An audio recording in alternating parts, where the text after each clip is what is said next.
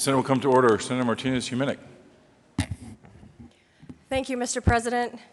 Well, guests in the gallery, guests in the chamber, colleagues, please join me for the Pledge of Allegiance. I pledge allegiance to the flag of the United States of America and to the republic for which it stands, one nation, under God, indivisible, with liberty and justice for all.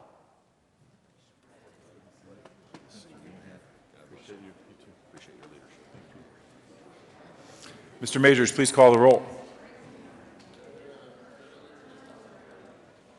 Senators Aguilar, Baumgartner, Carroll, Cook, Crowder, Donovan, Garcia, Grantham, Guzman, Heath, Hill,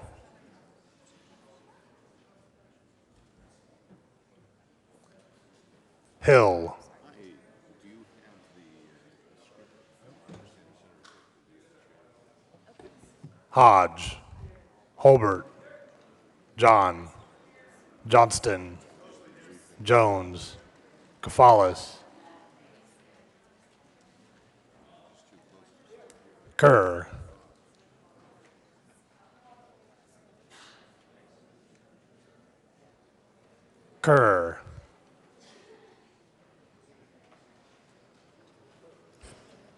Absent. Lambert, Lundberg, Marble, Martinez-Humenick, Merrifield, Neville, Newell, Roberts, Scheffel, Scott, No, he's absent. Sonnenberg, Stedman, Tate, Todd, Ulibarri, Woods,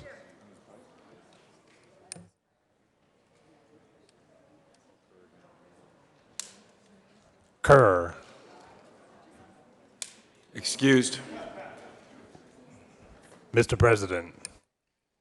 Here, with 34 present, 1 absent, 1 who got a flat tire on his bike this morning, we have a quorum.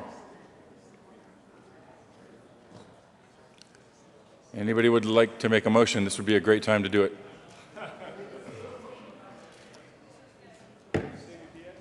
Senator Donovan.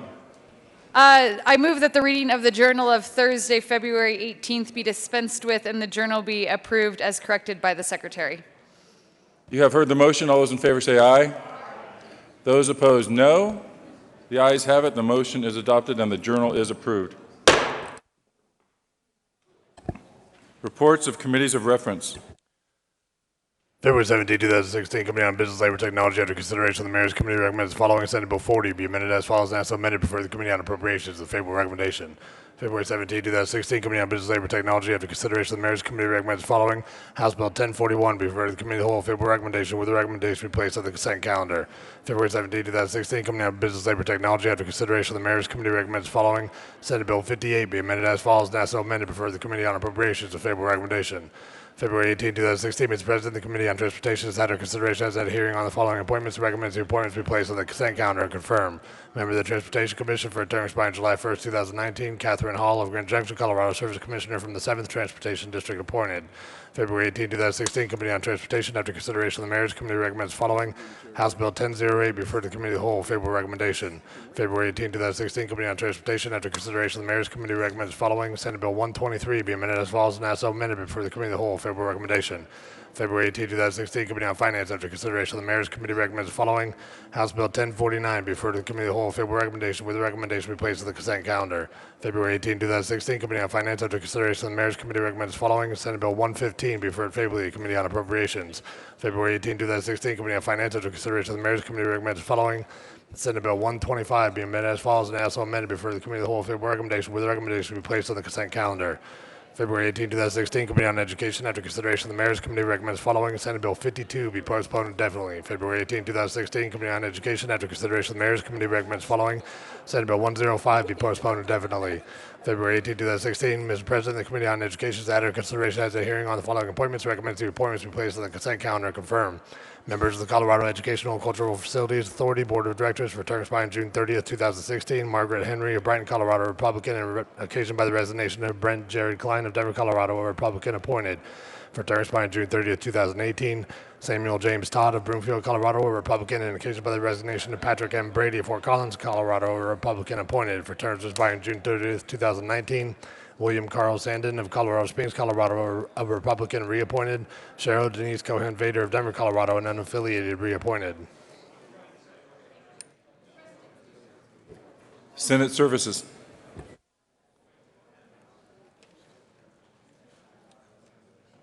February 19, 2016, quickly printed, Senate Bills 129, 130, 131, 132, 133, 134, and 135, Senate Joint Resolution 9. Correctly engrossed, Senate Bill 121. Correctly re-engrossed, Senate Bill 27, 30, 73, 89, 90, 91, 92, 93, 94, and 95. Correctly revised, House Bills 1237, 1238, 1239, 1240, 1242, 1243, 1244, 1245, 1246, 1248, 1249, 1250, 1251, 1252, 1253, 1254. Correctly enrolled, Senate Bill 915, Senate Joint Resolution 3. Please add Senator Kerr to the roll. Committee report. February 18, 2016, Committee on Health and Human Services, after consideration of the Mayor's Committee, recommends the following: Senate Bill 120 be amended as follows and also amended for the Committee on Appropriations. Favorable recommendation. February 18, 2016, Committee on Health and Human Services, after consideration of the Mayor's Committee, recommends the following: House Bill 1081 be referred to the Committee of the Whole. Favorable recommendation. The recommendation be placed on the consent calendar. February 18, 2016, Committee on Health and Human Services, after consideration of the Mayor's Committee, recommends the following: House Bill 1095 be referred to the Committee of the Whole. Favorable recommendation. Majority Leader Scheffel.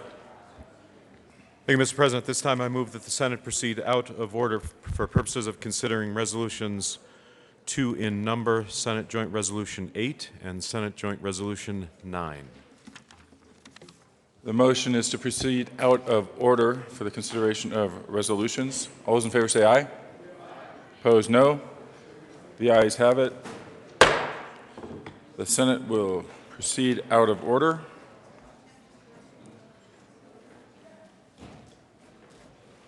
Mr. Majors, would you please read the title to Senate Joint Resolution 8?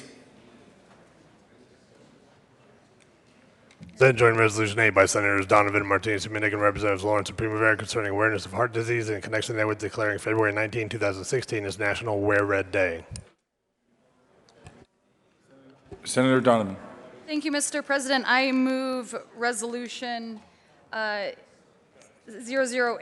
and ask that it be read at length.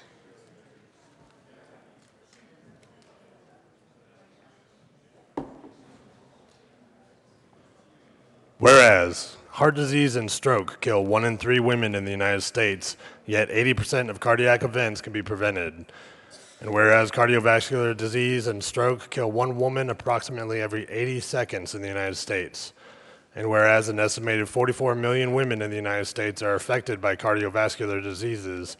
And whereas 90% of women have 1 or more risk factors for developing heart disease, yet only 1 in 5 American women believes that heart disease is her greatest health threat. And whereas in each year since 1984, more women than men have died from heart disease. And whereas women comprise only 24% of participants in all heart-related studies. And whereas women are less likely to call 911 when experiencing symptoms of a heart attack than if someone else were having a heart attack. And whereas only 36% of African American women and 34% of Hispanic women know that heart disease is their greatest health risk. And whereas Go Red for Women encourages women to take charge of their health and schedule a well woman visit to learn about their health status and risk for diseases. Now therefore be resolved by the Senate of the 70th General Assembly of the State of Colorado, the House of Representatives concurring herein, that we, the General Assembly, in recognition of the importance of the ongoing fight against heart disease and stroke, proclaim Friday, February 19th, 2016 to be National Wear Red Day. Urge all citizens to wear the color red to commemorate the day and show their support for women in the fight against heart disease. Encourage all Americans to go red. G, get your numbers by asking your doctor to check your blood pressure, cholesterol, and glucose. O, own your lifestyle by losing weight, being physically active, eating healthy, and not smoking. R, raise your voice by advocating for more women-related research and education. E, educate your family by making healthy food choices. for you and your family and teaching your kids the importance of staying active. And D, donate your time and money to show your support. And recognize that by increasing awareness, speaking up about heart disease, and empowering women to reduce their risk for cardiovascular disease, we can save thousands of lives each year. Be it further resolved that copies of this joint resolution be sent to the Denver and Colorado Springs chapters of the American Heart Association. Senator Martinez-Humenick. Colleagues, guests, please be seated. Thank you, Mr. President. Colleagues, guests in the chamber, just want to impress upon everyone how important awareness of cardiac disease in women is. Without the women in the world, none of us would be here. So Very accurate statement. Amen. it's very important to make sure that the women in your families, your loved ones, take the time to take care of themselves and get checked out so that we can get the number down of the number of deaths and the number of women that have strokes every year due to cardiac issues or other health issues that are combined down to a number where eventually we can get it close to zero. Senator Donovan. Thank you, Mr. President. We do resolutions in this chamber to find a moment in our busy days to pause and reflect on important issues. And this issue is no different from that. So I would respectfully request, colleagues, that you do find some time, either while you're staring at this resolution or sometime today, to think about the numbers that are represented in this resolution. They do make you pause and think about the importance of raising awareness of heart disease and the importance of the fact that we wore red today in reminder to the broader community of this important issue. Thank you. Senator Aguilar. Doctor. Thank you, Mr. President, and I rise in support of this resolution, and I apologize because I forgot to bring my blood pressure cuff down, but I would be happy to check anyone's blood pressure who'd like to have that checked, as I'm sure the doctor of the day would as well. And I do want to remind people that the number one thing you can do to prevent heart disease still is not to smoke. We are down to a 15% adult smoking rate in the state of Colorado, which is great, but it would be nice to have that even lower. So if you're interested in smoking, I'd encourage you to call 1-800-QUIT-LINE and get some help. Thanks. Is there further discussion? Seeing none, the motion before the body is the adoption of Senate Joint Resolution 8. Are there any no votes? With 35 ayes, 0 no, 0 absent, 0 excused, Senate Joint Resolution 8 is adopted. Senator Donovan. Thank you, Mr. President. I request that the current roll call be added as sponsors. Without objection, the current roll call will be added as co-sponsors. Mr. Majors, would you please read the title to Senate Joint Resolution 9? Senate Joint Resolution 9 by Senator Martinez-Humenick and Representative Brown concerning the designation of February 2016 as Self-Care Month. Senator Martinez-Humenick. Thank you, Mr. President. I would request that the resolution be read at length. And I move Senate Joint Resolution 009. Mr. Majors. Whereas, self-care is a lifelong daily habit of healthy lifestyle choices, good hygiene practices, prevention of infection and illness, avoiding unhealthy choices, monitoring for signs and symptoms of changes in health, knowing when to consult a healthcare practitioner, and knowing when it is appropriate to self-treat conditions. And whereas the United States Food and Drug Administration deems over-the-counter medicines safe and effective for the self-care treatment of minor, acute, and chronic health conditions and symptoms such as pain, the common cold, allergies, and other conditions that impact large segments of the population. And whereas over-the-counter medicines are either developed as new non-prescription medicines or switched from existing prescription medicines.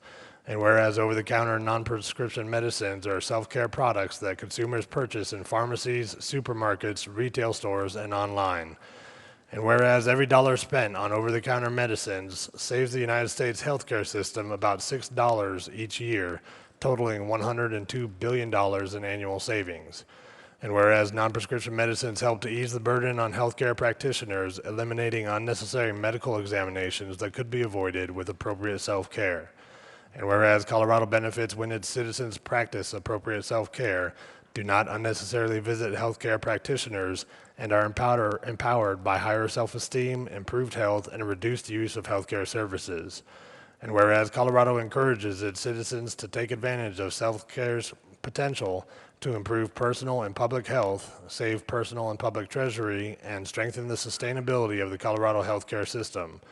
And whereas achieving self-care's potential is a shared opportunity for consumers, healthcare practitioners, policymakers, and regulators, now therefore be resolved by the Senate of the 70th General Assembly of the State of Colorado, the House of Representatives concurring herein, that we, the General Assembly, recognize the importance of improving awareness of self-care and the value it represents to the citizens of Colorado, support increased consumer empowerment through the development of new non-prescription medicines and the appropriate switch of certain prescription medicines to non-prescription, acknowledge that the over-the-counter medicines can greatly reduce costs to the public health system, encourage consumers, healthcare practitioners, policymakers, and regulators to communicate the benefits of self-care, and recognize February 2016 as Self-Care Month in Colorado.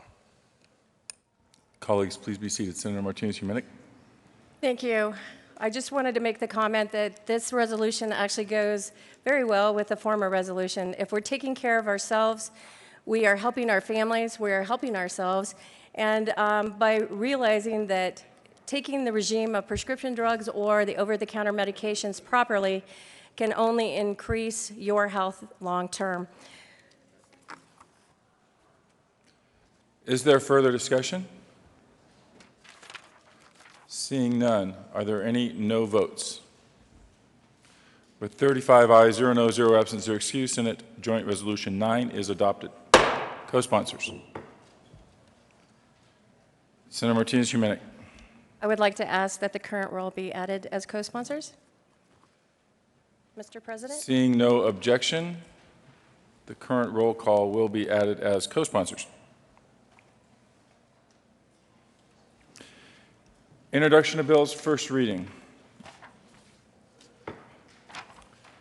House Bill 1002 by Representative Buckner and Senator Kerr concerning the ability of an employee of an employer who employs at least 50 employees to take up to 18 hours of leave from work for purposes of attending his or her child's academic activities.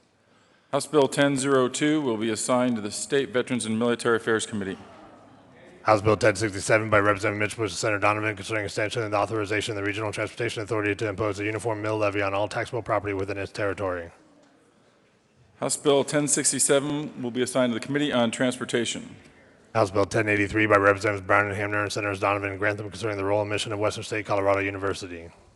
House Bill 1083 will be assigned to the Committee on Education. House Bill 1120 by Representative Janal and Senator Tate concerning the requirement that domestic pets be vaccinated against rabies. House Bill 1120 will be assigned to the Committee on Agriculture, Natural Resources, and Energy. House Bill 1122 by Representative Everett and Senators Hill and Marble concerning the use of remote starter systems on unattended vehicles. House Bill 1122 will be assigned to the Committee on Transportation.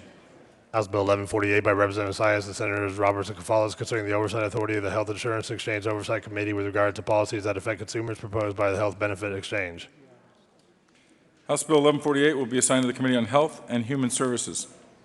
House Bill 1151 by Representative Pabon and Senator Holbert concerning the expansion of penalty mitigation under the alcohol beverage laws for vendors meeting the definition of a responsible vendor as provided by law. House Bill 1151 will be assigned to the Committee on Business, Labor, and Technology.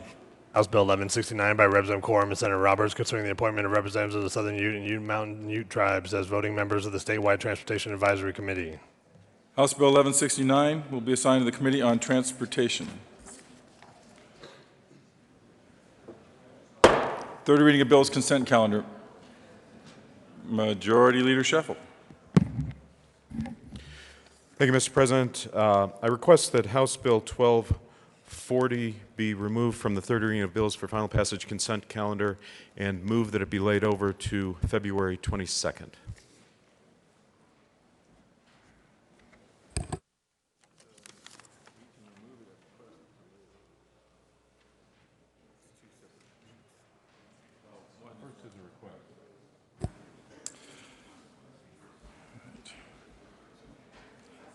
House Bill 1240 will come off of the third reading of bills consent calendar.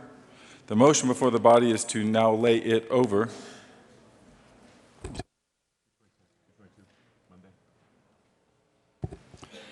until February 22nd. All those in favor say aye. Aye. Those opposed, no. The ayes have it. House Bill 1240 will be laid over until February 22nd. Mr. Majors, would you read the rest of the bills on the consent calendar?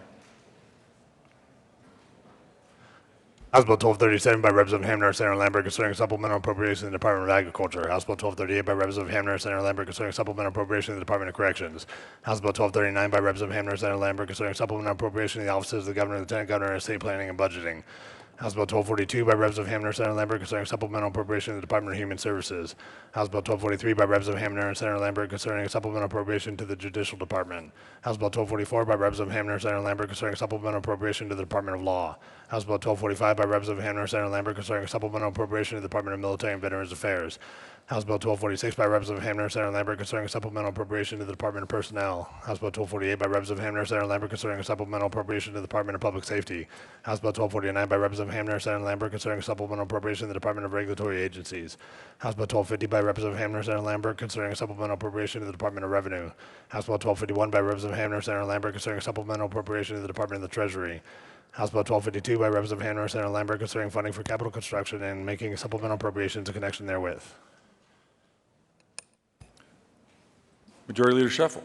Thank you, Mr. President. I move that the Senate adopt the remaining bills on the third reading of bills for final passage consent calendar, which includes House Bill 1237, House Bill 1238, House Bill 1239, House Bill 1242, House Bill 1243, House Bill 1244, House Bill 1245, House Bill 1246, House Bill 1248, House Bill 1249, House Bill 1250, House Bill 1251, and House Bill 1252. The motion before the body is the adoption of all of the bills on the third reading of bills consent calendar. Is there further discussion on any of the bills?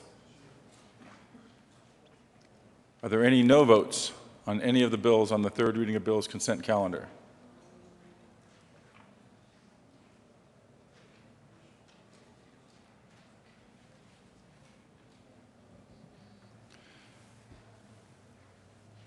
With 35 ayes, 0 no, 0 absent, 0 excused, House Bill 1237 is adopted. Co-sponsors.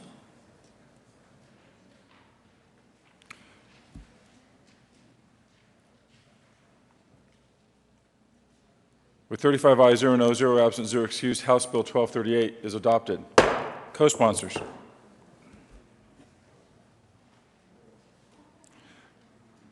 With 35 ayes, 0 no, 0 absent, 0 excused, House Bill 1239 is adopted. Co-sponsors.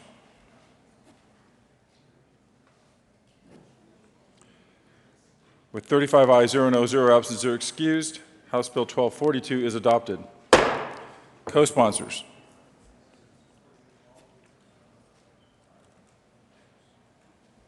With 35 ayes, 0 no, 0 absent, 0 excused, House Bill 1243 is adopted. Co-sponsors.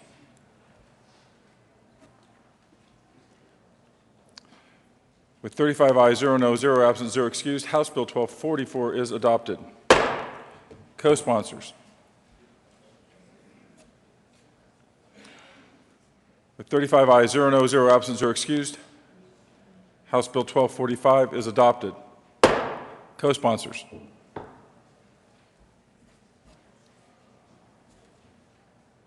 With 35 ayes, 0 no, 0 absent, 0 excused, House Bill 1246 is adopted. Co-sponsors.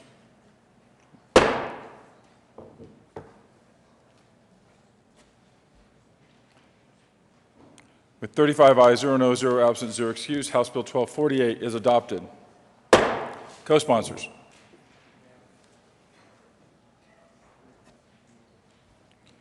With 35 ayes, 0 no, 0 absent, 0 excused, House Bill 1249 is adopted. Co-sponsors.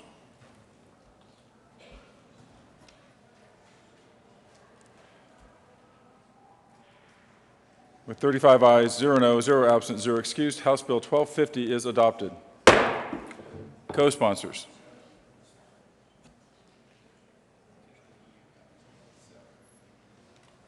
With 35 ayes, 0 no, 0 absent, 0 excused, House Bill 1251 is adopted. Co-sponsors.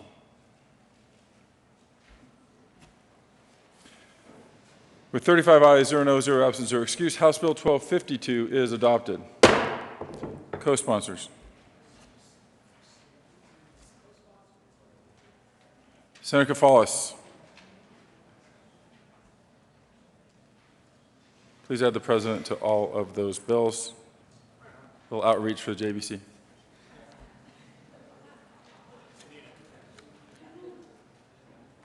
Well, at this pace, we'll be out by March. Excellent.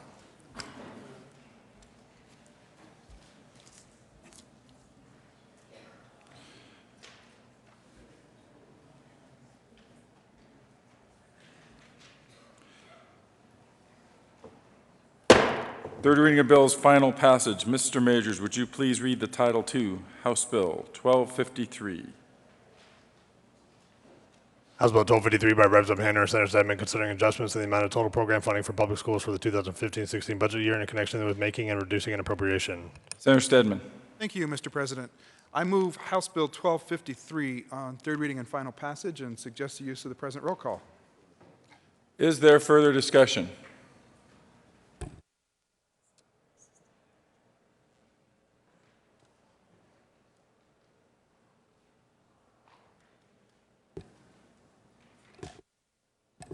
Seeing none, the motion before the body is the adoption of House Bill 1253 on third reading and final passage. Are there any no votes? With 35 ayes, 0 no, 0 absent, 0 excused, House Bill 1253 is adopted. Co-sponsors.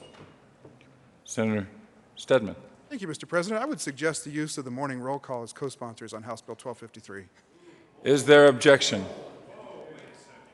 It sounds more like accolade. Without objection, the morning roll call will be added as co-sponsors to House Bill 1253. Strong move. Strong move. That is the mark of a veteran.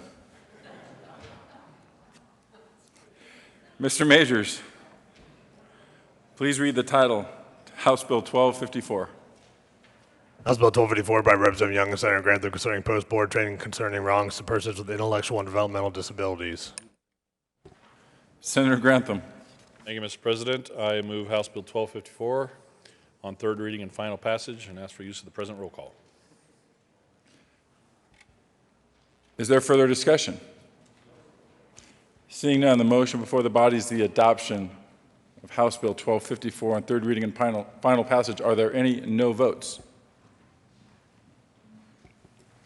With 35 ayes, 0 no, 0 absent, 0 excused, House Bill 1254 is adopted. Co-sponsors.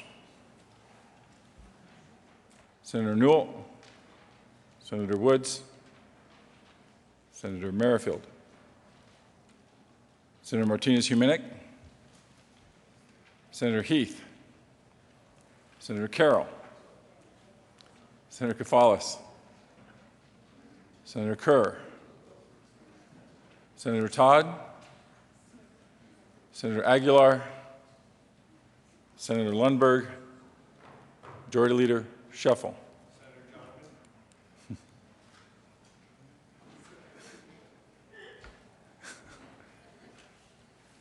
Senator Jones, Senator Johnston et al., Senator Donovan, Senator Scott, Senator Baumgartner,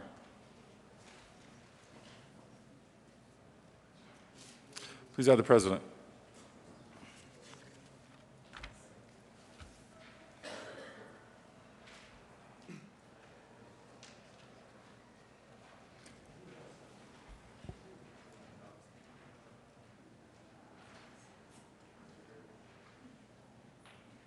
Mr. Majors, would you please read the title to Senate Bill 121? Senate Bill 121 by Senator Tate and Representative Gardner concerning the percentage of tuition revenue that an institution of higher education is authorized to pledge for contracts for the advancement of money. Senator Tate. Thank you, Mr. President. I move Senate Bill 16-121 on third reading and final passage and ask for an aye vote. Is there further discussion? Seeing none, the motion before the body is the adoption of Senate Bill 121 on third reading and final passage. Are there any no votes?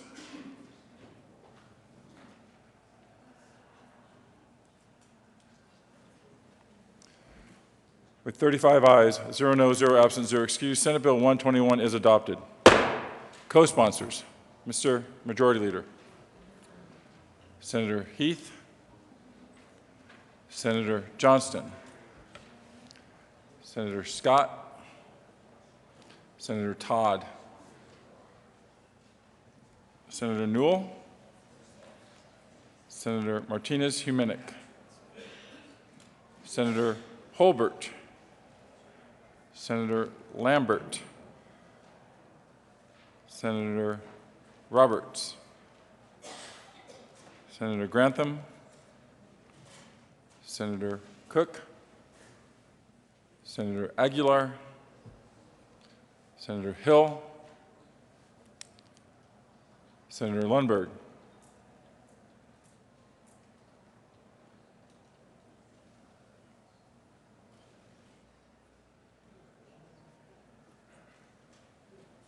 Senator John. Couldn't see your red.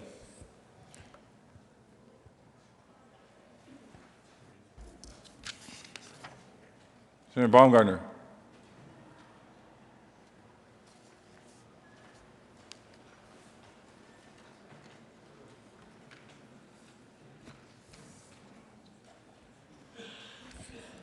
Majority Leader Shuffle. Thank you, Mr. President. At this time, I move that the Senate proceed out of order for the purposes of hearing a moment of personal privilege by Senator Crowder. You've heard the motion. All those in favor say aye. Those opposed, no. The ayes have it, and the Senate will proceed out of order. Senator Crowder. Thank you, Mr. President. Ladies and gentlemen, a moment of personal privilege, Mr. President. Granted.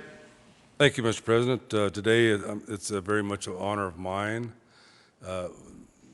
Last evening, we had a situation at Adams State University get together, and Adams State University had a situation down on the first floor this morning. But we are graced this morning with the president of Adams State University. Her name is Dr. Beverly McClure. She's got an extensive background in both government and education. And she's just a tremendous asset to Southern Colorado, being the Adams State University. Ladies and gentlemen, would you please help me welcome, if you would, Dr. McClure stand. Ladies and gentlemen, if you would please welcome her.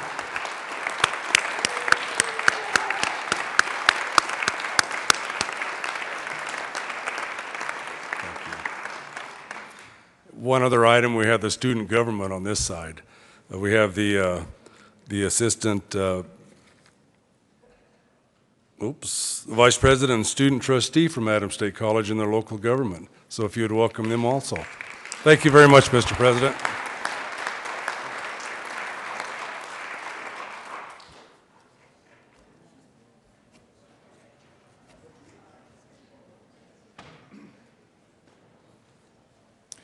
General Order, second reading of bills, consent calendars. Senator Cook. Thank you, Mr. President. I move the Senate resolve itself into the Committee of the Whole for the consideration of General Order, second reading of bills, consent calendar. You've heard the motion. All those in favor say aye. Aye. Opposed, no. The ayes have it. The Senate will resolve itself into the Committee of the Whole for the consideration of General Order, second reading of bills, consent calendar. Senator Cook will take the chair.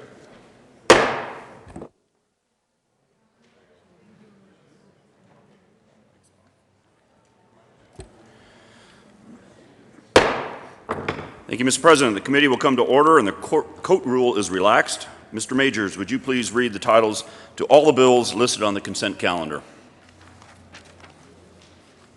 House Bill 1053 by Representative Kraft, Lauber, Senator Hill, concerning the regulation of retail hydrogen fuel systems for vehicles.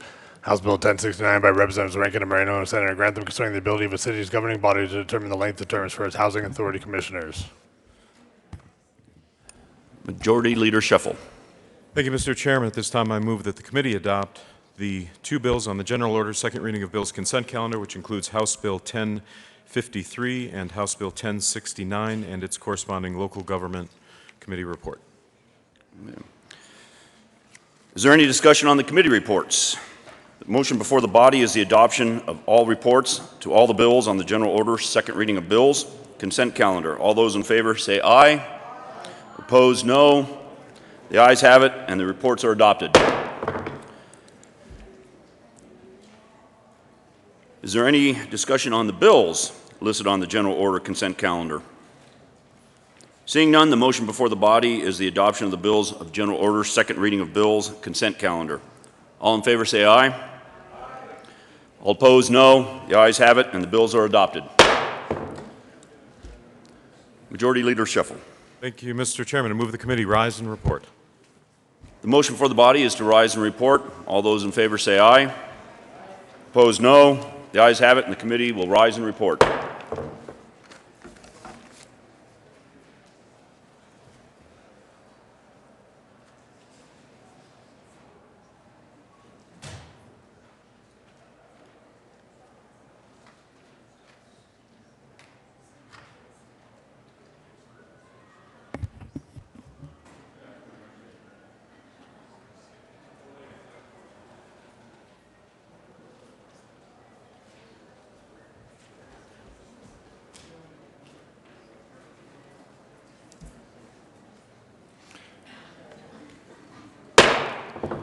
The Senate will come back to order. Senator Cook.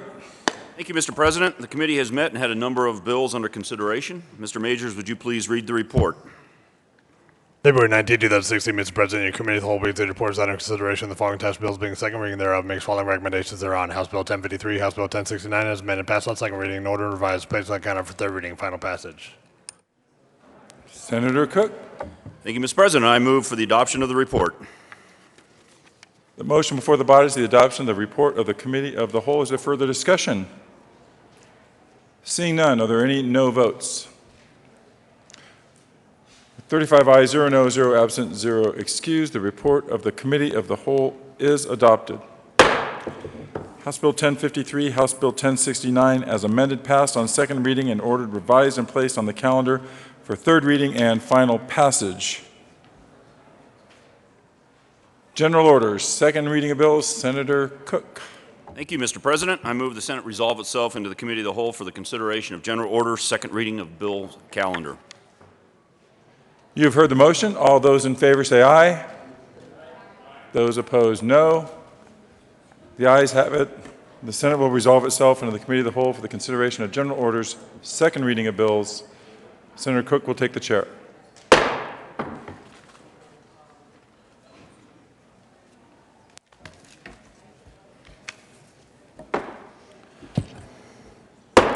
Thank you, Mr. President. The committee will come to order and the court rule is relaxed. Mr. Majors, would you please read the title to Senate Bill 034? Senate Bill 34 by Senator Sonnenberg concerning tampering with a deceased human body. Majority Leader shuffle. Thank you, Mr. Chairman. I move this committee lay over Senate Bill 34 to February 22nd. The motion before the body is to lay over Senate Bill 34 to February 22nd. All in favor say aye. Opposed, no. Senate Bill 34 will be laid over to February 22nd. Mr. Majors, please read the title to Senate Bill 79. Senate Bill 79 by Senator Todd and Representative Young concerning increasing the alignment of post-secondary and workforce readiness initiatives at the secondary education level with a post-secondary career and technical education. Senator Todd. Thank you, Mr. Chair. And I move Senate Bill 79 and the Education Committee report. To the committee report. Thank you, Mr. Chair. The committee report basically added the information of a school district or public school, including charter schools, shall not, without the specific written consent of a parent or legal guardian of the affected student, release any of the information from the student ICAP, the individual career and academic plan. And also each school district and public school shall provide to the department assurances that it has prepared and is maintaining an individual career and individual plan for each student enrolled in one of grades 9 through 12 in compliance with the ICAP that is in statute. Is there any further discussion on the committee report? Seeing none, the motion before the body is the adoption of the committee report. All in favor say aye. Aye. Opposed, no. The ayes have it, and the committee report is adopted. To the bill. Thank you, Mr. Chair. And this bill requires that school districts align a student's individual career and academic plan, which is known as an ICAP, with the student's plan of study when the student is pursuing one of career pathways established in the current law. Currently, it says that this has been one plan, and then if a student chooses to go with a career in tech ed route, there needs to be a different plan. What this does, this bill blends both of them so it's all in one plan for the student. This is an opportunity for students to look at career pathways and where they're going, what classes they need to take to be prepared for that next step for post-secondary preparation. It is a, students and counselors can design this ICAP, they can work together. It is something that the involvement of parents with their students along the way, really starting in 8th grade, gives them an opportunity to make sure that they have an idea of coursework they should take and keep them on that pathway. If at any point they want to change that, of course they can. It is a private document between the student, the parent, and their counselor, and it is something that is fluid, but it helps, and we have seen that it has really helped students stay the course and be prepared for that next step. And with that, I urge an aye vote. Is there any further discussion? Senator Woods. Thank you, Mr. Chair. I want to give a huge thanks to the bill sponsors for bringing this bill and also to hearing from the parents the concerns that they had about privacy and being willing to work with us on getting that amendment on in the Education Committee. That was a very important step, and the parents out there are really grateful to the good senator from Aurora and the good senator from Thornton for being willing to work with us on the amendment. So thank you, and I ask for an aye vote on this bill as well. Any further discussion? Senator Martinez-Huminick. Thank you, Mr. Chair. I too urge an aye vote. This is a good career work plan for students. It will give them an opportunity to know what they need to do so that they can choose and be successful once they leave high school. So I urge an aye vote. Senator Holbert. Thank you, Mr. Chairman. Members, I guess we have a kumbaya moment, but I also want to give a shout out to the good senator from Jefferson County for being that interface between parents outside the Capitol, listening to those folks who have clients represented outside the glass there, but also to my good friend from Aurora, the bill sponsor, for working with all of those stakeholders and finding a way that we can move this bill with broad bipartisan support. So thank you. Any further discussion on Senate Bill 79? Senator Todd? With that, Mr. Chair, I simply move Senate Bill 79 and the committee report and ask for an aye vote. The motion before the body is the adoption of Senate Bill 79. All in favor, say aye. Opposed, no. The ayes have it, and the bill is adopted. Mr. Majors, please read the title of Senate Bill 17. Senate Bill 17 by Senator Neville and Representative Neville concerning allowing a law-abiding person to carry a concealed handgun without a permit in connection therewith preserving current laws restricting the carrying of concealed handguns on certain property, including school grounds. Senate Majority Leader Shuffle. Thank you, Mr. Chairman. I move that Senate Bill 17 lay over to the end of the general order second reading of bills calendar. The motion for the body is to lay over Senate Bill 17 to the end of general order second reading of bills. All in favor, say aye. Opposed, no. The ayes have it, and Senate Bill 17 will be laid over to the end of readings of general order second reading of bills. Mr. Majors, please read the title of Senate Bill 70. Senate Bill 70 by Senator Neville and Representative Everett concerning the prohibition of discrimination against employees based on labor union participation. Majority Leader Shuffle. Hey, Mr. Chairman, I move that Senate Bill 70 lay over to follow Senate Bill 80 on the general order second reading of bills calendar. Motion before the body is to lay over Senate Bill 70 to be read after Senate Bill 80. All in favor, say aye. Opposed, no. The ayes have it. And Senate Bill 70 will be laid over to after the reading of Senate Bill 80. Mr. Majors, please read Senate Bill 88. Senate Bill 88 by Senator Stedman concerning the revised Uniform Fiduciary Access to Digital Assets Act. Senator Stedman. Thank you, Mr. Chairman. I move Senate Bill 88, and I move the report of the Committee on Judiciary. To the committee report, Senator Stedman. Thank you. The committee report allows the individual to also designate a specific recipient in addition to their fiduciary to have access to digital assets, and it makes a couple of provisions regarding foreign conservators and fiduciaries that were requested by the Independent Bankers Association. I'd ask for an aye vote on the committee report. The motion before the body is the adoption of the report of the Judiciary Committee. All in favor say aye. Aye. Opposed, no. The ayes have it, and the Judiciary report is adopted. To the bill, Senator Stedman. Thank you, Mr. Chairman. Colleagues, Senate Bill 88 is a product of the Uniform Law Commission, and it's actually one of its newer promulgations. It was just revised at the National Conference this past summer. It deals with the powers of fiduciaries to have access to online digital assets. This is explained simply. Can someone get to your email or intellectual property that you have stored in the cloud after you die? Or is there a way for them to get the passwords and have access to these things?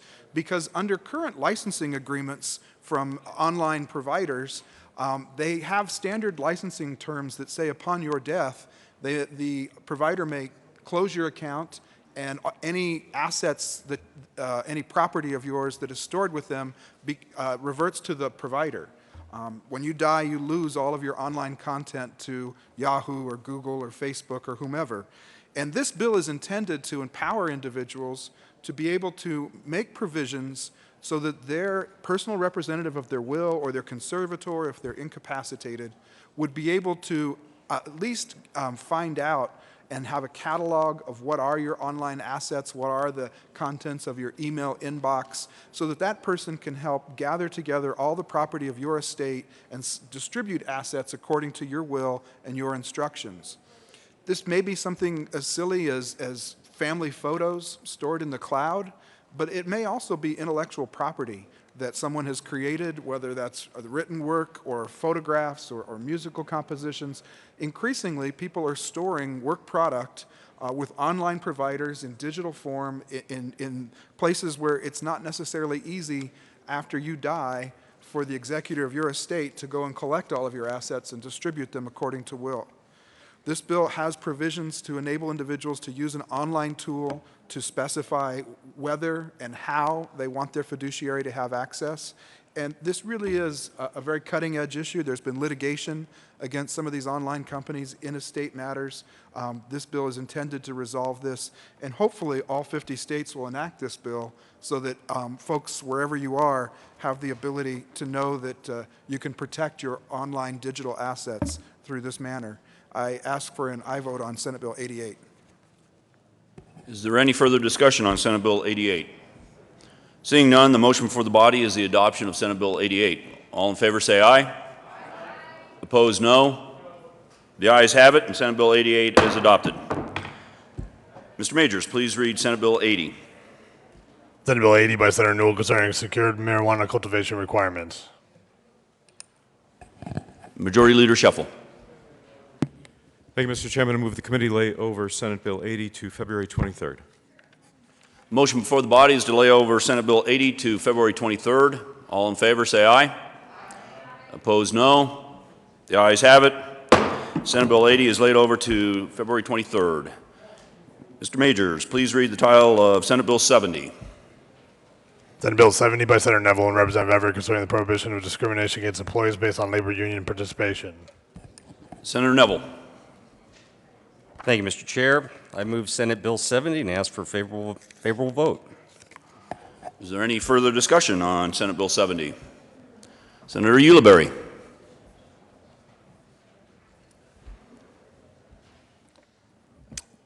Thank you, Mr. Chair. I see what you did there, good senator from Jefferson County. I think this bill deserves a little bit more conversation because I think it's incredibly important that we talk about what the title says. I'll read that to you. Senate Bill 70 says, concerning the prohibition of discrimination against employees based on labor union participation. I think it's a conversation that's worth having and a debate about what does discrimination look like for those folks who decide to participate in a union. This bill is crafted in a way by using the language of discrimination to actually undermine the ability for working people to collectively bargain and have the strength of the workforce match the strength of capital. I think that's important. This bill has received strong opposition outside of this building and inside of this building, and I think we need to acknowledge that when we introduce these kinds of laws, it will have impacts. The business community hasn't been there to advocate for this bill, and in fact, in states where similar laws are in place, the average earning for workers is significantly less, regardless of their labor union participation. So who does this benefit? And why would we introduce and pass a law that is designed specifically to harm the economic vitality and security of hardworking Coloradans? We need to acknowledge that this is a bill designed to undermine that security for those at the top, those who can make a bigger profit when their workers don't have the ability to collectively bargain, don't have the ability to advocate for better wages or health care. So I want to have an honest conversation about what it looks like in regards to discrimination against employees based on labor. So let's have that conversation. Senator Neville.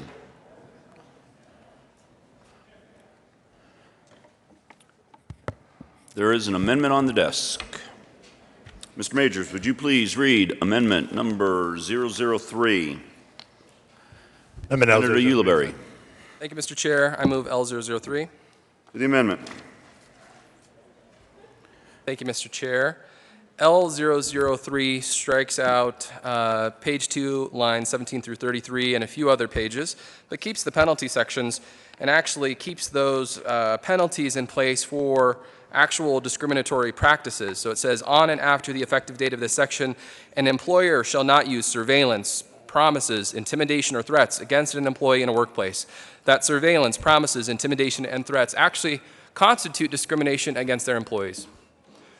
When you have an employer who chooses to surveil their workers off the clock, to force them into a decision about their labor participation, that is discriminatory behavior. When you have an employer who makes promises to one set of employees at the expense of others to get a discriminatory outcome, that is a discriminatory action based on labor union participation.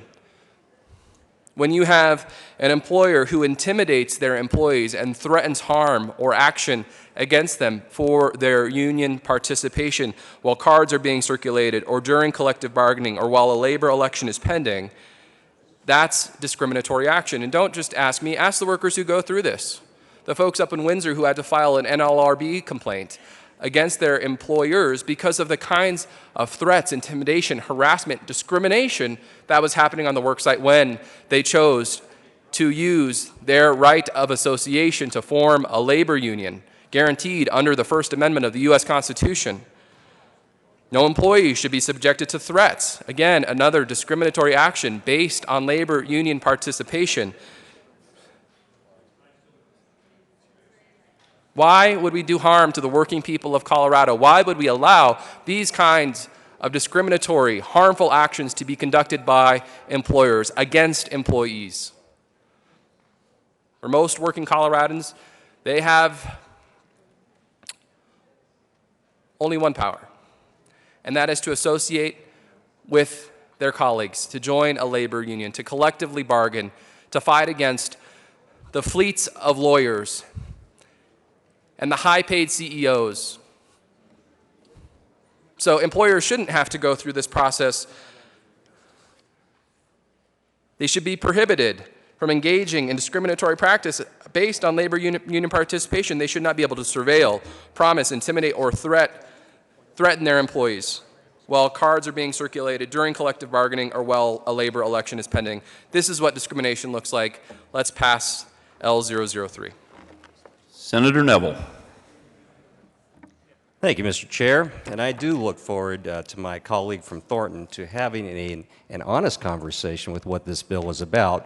But for the meantime, this bill is not about L001. I urge a no vote.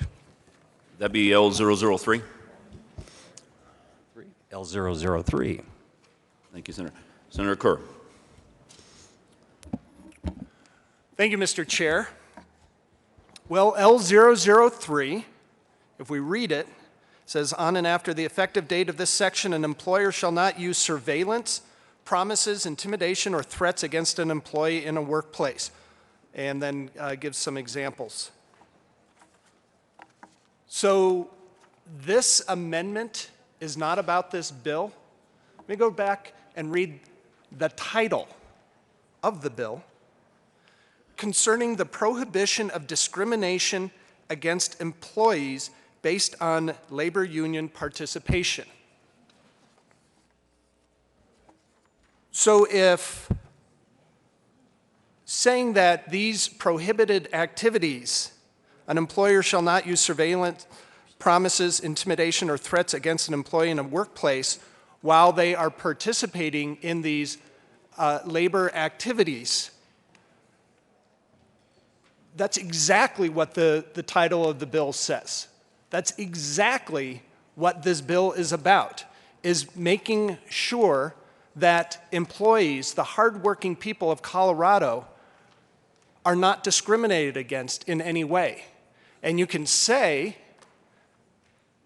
that the intent of your legislation is something different, but that's the title of the bill. Those are the words of the amendment. And nothing could be more clear than exactly what the words say. This amendment speaks directly to what this bill is about. I urge an aye vote. Senator Neville. Thank you, Mr. Chair. I appreciate my colleague from Jefferson County's comments. However, the right to join a union is already protected by federal law. This bill is about the right to choose whether an individual should have to join a union or be forced to join a union against their will. I urge a no vote. Any further discussion on L003? Seeing none, the motion before the body is the adoption of L003. Senator Neville. Oh, okay. The motion for the body is the adoption of L003. All in favor say aye. Aye. Opposed, no. No. The noes have it, and the amendment L003 fails. There is an amendment on the desk.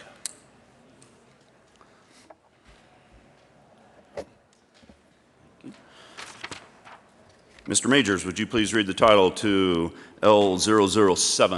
Amendment L007. Senator Ulibarri. Thank you, Mr. Chair. I move L007. To the amendment. Thank you, Mr. Chair. L007 actually contradicts the claim that was just made by the bill sponsor. In fact, not all employees are treated the same, and not all are guaranteed the right to collectively bargain under federal law. In fact, our own state employees aren't guaranteed that right. They are discriminated against in terms of their labor participation just by being state employees. That they have no guaranteed enshrined right in state law. They have an executive order currently holding that position. But there's no guarantee in state or federal law that state employees can collectively bargain for better wages, for health care, or for equal treatment on the workforce. So this says, an employer of the state of Colorado shall not engage in the discriminatory practice of prohibiting a state employee from collectively bargaining regardless of the state employee's position in the state. Pretty clear. We were just told that all employees are given the guarantee of the ability to collectively bargain for their rights.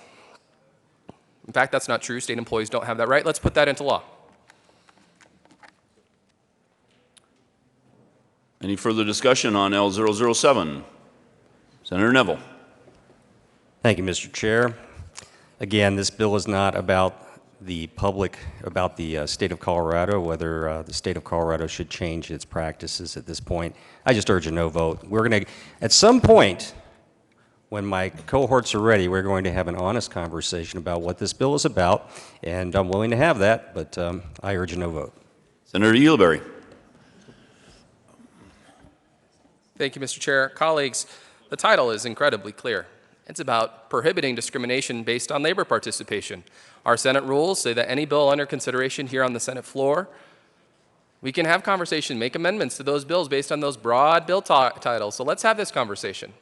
I agree. Let's not discriminate on certain classes of employees on their ability to collectively bargain for a better future. Pretty simple. Why do folks want to have the protection of a union? So their wages can't be negotiated down so that CEO can get a golden parachute package on the top. So there's some guarantee of a cost of living adjustment to barely keep up with inflation. Maybe it's about the ability for folks to have health insurance coverage. Why are those protections not guaranteed to our state workers? That's what this amendment proposes, L007. It says, in fact, that state workers, the backbone of how our public structures work, whether it's the maintenance of our roads, making sure that our prisons are safe and secure, that those workforces would have the ability to advocate for a better station in life. Right now, we discriminate against those employees who are state. We say that they cannot join in a labor union. This is about labor participation and discrimination. Let's make sure that we're not discriminating against our own employees. Let's give them that right. Senator Jones. Thank you, Mr. Chair. I'd ask the chair to watch the language that's being used at this podium, saying having an honest conversation, implying that some of our members of our body may not be honest. I would appreciate that. We have a higher responsibility to this institution to treat each other in that manner. So noted, but I found nothing to be offensive at this time. Senator Carr.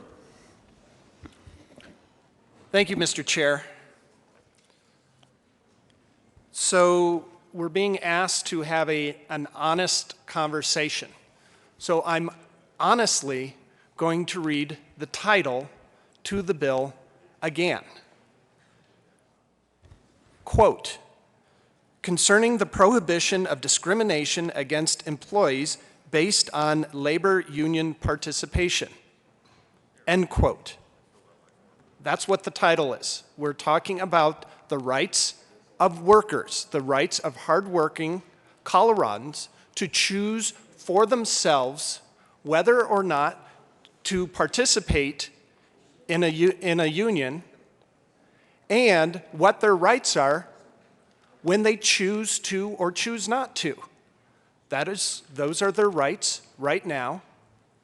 And these amendments, and specifically speaking about L007, and again, let me honestly quote, an employer of the state of Colorado shall not engage in the discriminatory practice of prohibiting a state employee from collectively bargaining regardless of the state employee's position in the state. Once again, I honestly cannot see any reason why this amendment does not apply directly to this bill. Please, if you have any questions about that, read the title of the bill as many times as it takes. But this is the most honest conversation about the rights of our hard-working people in Colorado that I can imagine. Please vote aye on L007. Senator Neville. Thank you, Mr. Chair. Well, honesty seems to be the buzzword, so let's go back to what this bill is about. This bill is about freedom to associate, but freedom to associate also implies the freedom not to associate. So the average man on the street, as well as constitutional scholars, understand that any genuine personal right should include the freedom to refrain from exercising that right. But federal labor law, like many states' laws that are modeled after it, doesn't protect employees' freedom in the commonly accepted sense of the world. It recognizes the right to join a labor union, but it does not do almost nothing to protect those who don't want to join a labor union or affiliate with a labor union. In Wisconsin, a provision of the new law that went in 2011, the state would no longer collect union dues from state employees' salaries.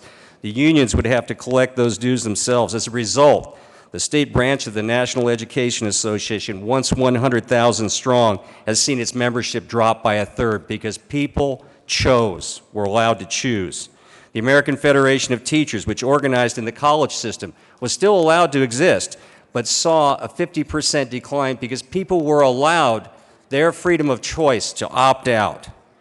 The 70,000 person membership in the State Employees Union has fallen by 70%.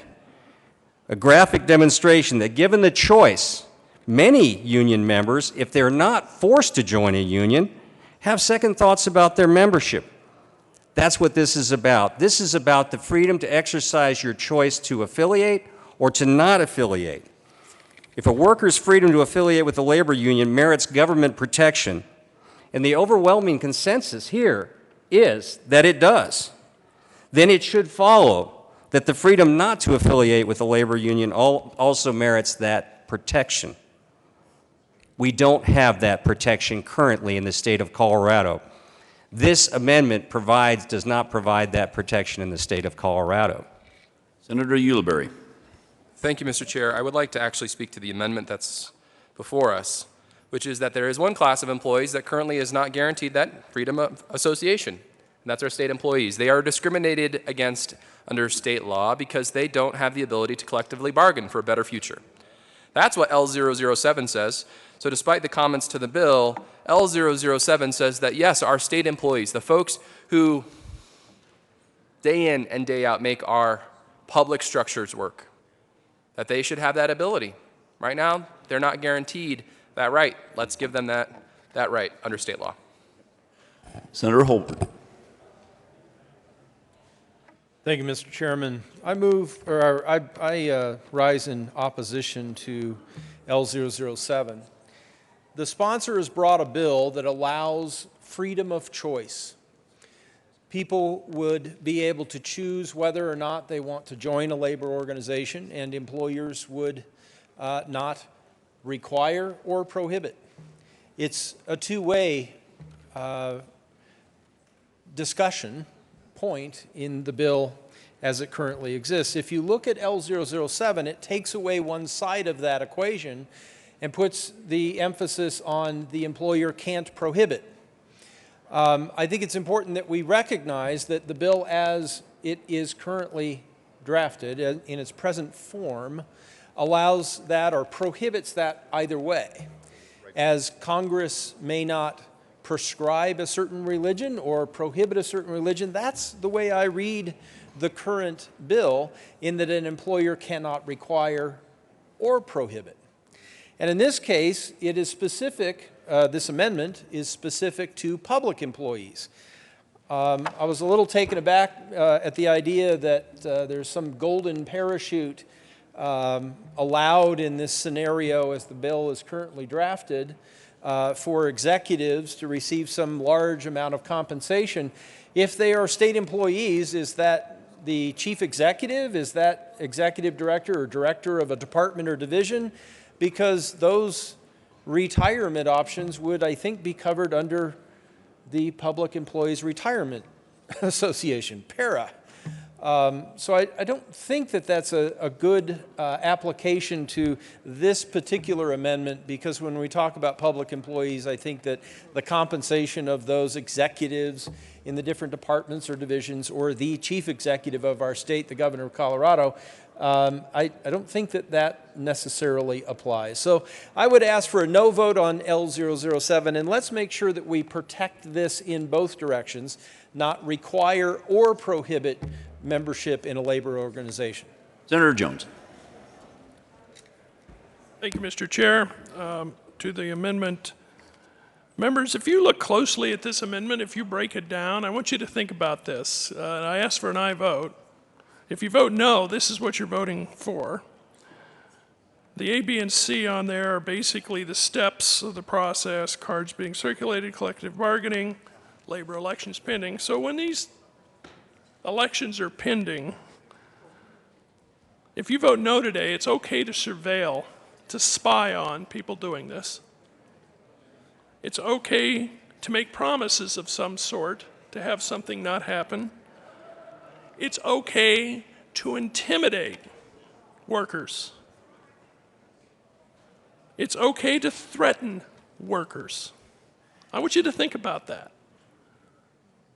Is that okay when somebody's trying to collectively bargain, when they're trying to bind themselves together to better their lives?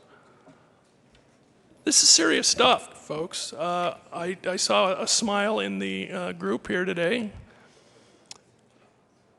My grandfather had a much better life because of this ability to bargain. He shoveled coal on a train for 20 years and earned his way into being an engineer. And he provided for his family in a positive, good way in Emporia, Kansas, through hard work and collective bargaining. He, in the 20s and the teens of the last century, probably had this happen. He probably was spied on. He was probably tried to intimidate. You couldn't intimidate that little Welshman, I'll guarantee you. And he was probably threatened, because in those days it was far rougher than it is now. But only because of collective bargaining did he get to that place. And for us to say it's okay to do this stuff with a no vote, I think is just wrong. So I ask for an aye vote.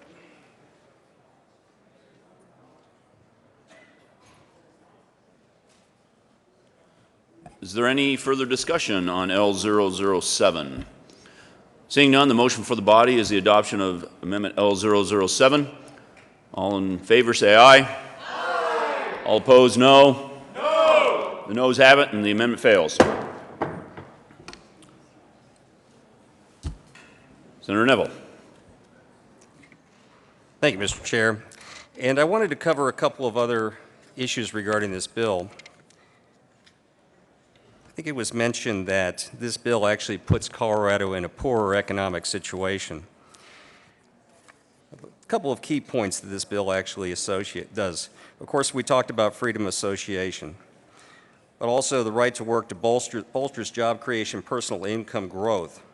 In addition to freeing roughly 109,000 workers who are currently forced to pay union dues on a condition of employment, a Colorado right-to-work law would be good for the state economy. Study after study shows that states that have passed right-to-work laws have had a huge advantage in creating jobs and expanding their economies. Dr. Barry Polson, an economics professor at the University of Colorado in Boulder and past president of the North American Economics and Finance Association, found that when the number of households in each metro area is factored into the equation, the average cost of a living adjusted household income in a right-to-work state metro areas in 2002, this is from 2002, was $50,571 compared to $46,000 in non-right-to-work states. The other thing, when we take a look at current factors, let's take a look at Western right-to-work states. Western right-to-work states, percentage growth in college-educated adults, 32.5%. Western forced unionism states, 25.4%. Colorado, 30.4%. Growth in residents aged 35 to 54, those residents that are in the prime of their working lives. Western right-to-work states, plus 12.1%. Western forced union states, minus 0.4%. In Colorado, plus 4.3%. Tax Freedom Day in right-to-work states, the day that you quit working for the government and actually start working for your family and yourself. Western right-to-work states, April 17th. Western forced union states, April 30th. Colorado's a little better than the average there at April 25th. We can go on and on with this, but the idea that this ability to make a decision whether you should join a union and be forced to join a union to get or keep your job, the same issue comes up over and over again. Liberty provides economic opportunity. This is what this is about. It's about liberty.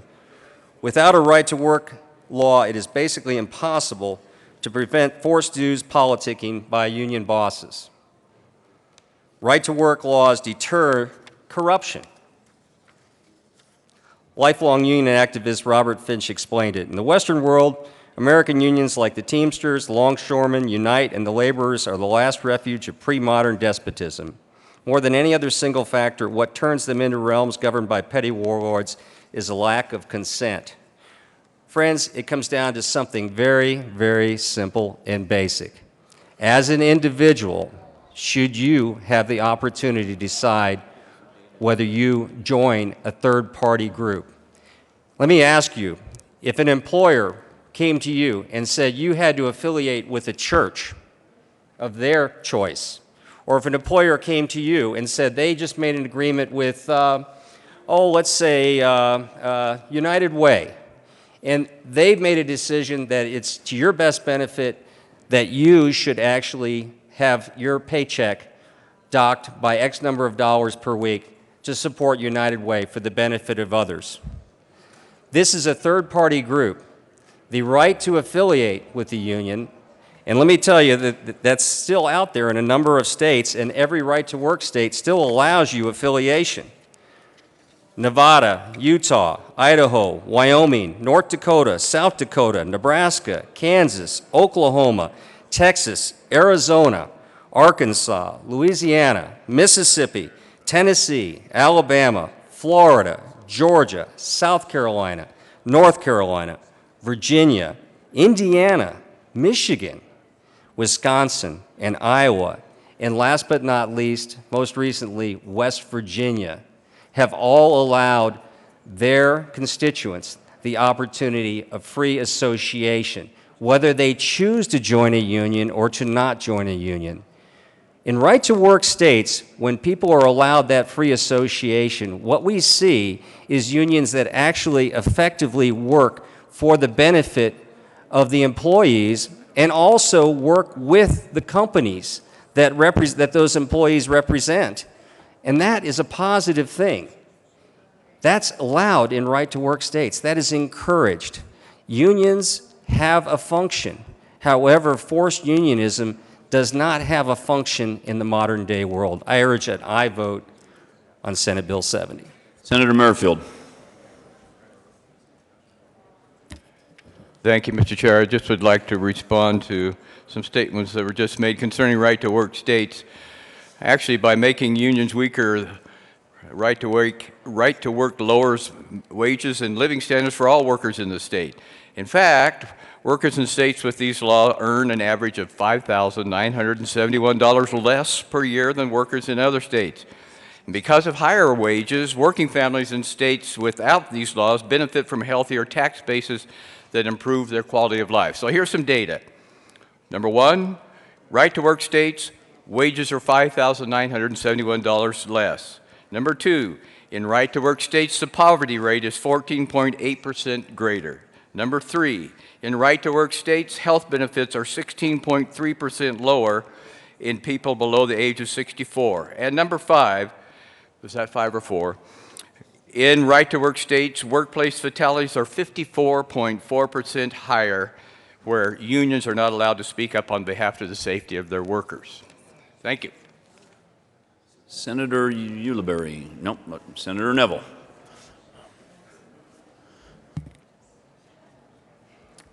Thank you, Mr. Chair. Well, regarding poverty, and if we take a look at the welfare statistics, welfare recipients in Western right-to-work states average 4.5 per 1,000. Western forced unionism states, that welfare or TANF recipients average 22.3 per 1,000. In the state of Colorado, they average 8.4 per 1,000. 4.5 per 1,000 in Western right-to-work states, 8.4 in Colorado, and 22.3 in the overall Western states. I encourage an aye vote. Senator Ulibarri. Thank you, Mr. Chair. I just want to go back to this point, which is when we're looking at the data, we should look at all the states. Colorado has been leading the nation in job growth. Most folks are finally feeling the effects of getting out of the recession. They're starting to earn a livable wage that they can support their families on again. And now what's in front of us, we can't just hold it to what does it look like in Western states. We have to look at what does it look like across the country, where these restrictions are being put on workers to undermine their ability to collectively bargain. Colorado's at the top of the charts for the Business Journal saying, we're bringing good paying jobs here. But now we have a proposal on the table that says, let's make our economy look more like the Deep South, where folks are still struggling just to make ends meet, have not yet climbed out of the recession. Why would we do this to the middle class? Why would we propose a law that we know because of the deep history of this law in the South, where the totality of the evidence is, would suppress the wages of the middle class. Again, $5,971. That's the average decrease in salary compared to states that have the ability to collectively bargain. Let's talk about safety. 54.4% workplace fatalities increase when this kind of law is on the books. Why would we do this to the hardworking people that go into a manufacturing plant or go to work in a chicken factory or do any other kind of work to make sure that our economy works? Our economy should work for everyone, not just the wealthy and well-connected. It should be fundamental to us that those protections stay in place and are not weakened. Do we want to be Arkansas? Do we want to be Louisiana in terms of economic performance? I don't think so. So why would we introduce the law that would take us out of our top rating? Why would we go backwards and undermine the economic success of middle-income families? It doesn't make sense. Senator Kafalis.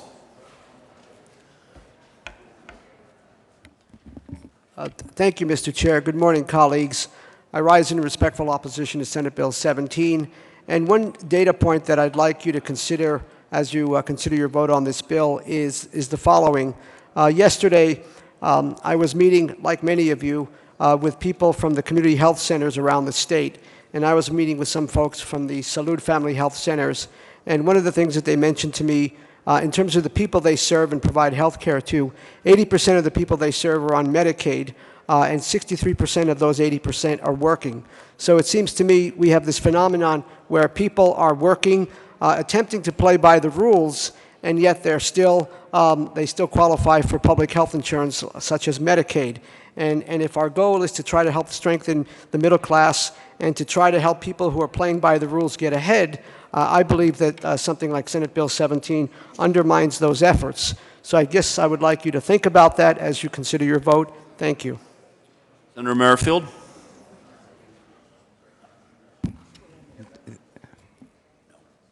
No, we're not on it. Thank you, Mr. Chair. Had some research done on some more interesting data. Since we're doing data, an interesting point in right to work for less states is that the Henry J. Kaiser Family Foundation found that the infant mortality rate is 14.2% higher in states with right to work for less. The U.S. Census Bureau found that poverty rates are higher in states with right to work laws by 14.8% overall and 20.2% for children, compared with poverty rates 13.1% overall the country, 18.3% for children in states with right to work for less. Finally, the U.S. Census Bureau says that median household income in states with these laws, they say, is $6,568, 11.8% less than other states. That's the U.S. Census Bureau. Thank you. Senator Neville. Thank you, Mr. Chair. Well, I don't want to get into dueling data, but I did only 10.2%, and also Western forced unionism states overall at 5.4%. The other thing I think that's important too, how we attract jobs. And we know that we're going to an economic situation where we have basically a global marketplace. So we have a number of employers who might be majority-owned U.S. affiliates of foreign firms that look to come to Colorado or to other states. The growth in that area in Western right-to-work states is 14.7%.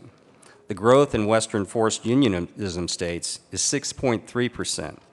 And the growth in the state of Colorado in those jobs is 2.5%. That's from 2007 to 2013. I urge an aye vote. There is an amendment on the desk. Thank you. Mr. Majors, would you please read amendment number L005? Amendment L005. Senator Ulibarri. Thank you, Mr. Chair. I move L005. Okay, to the amendment. Again, as we've had this conversation, I want to reflect on the kinds of discriminatory actions that employers can take against employees to the detriment of employees. based on their labor participation. Here's another one.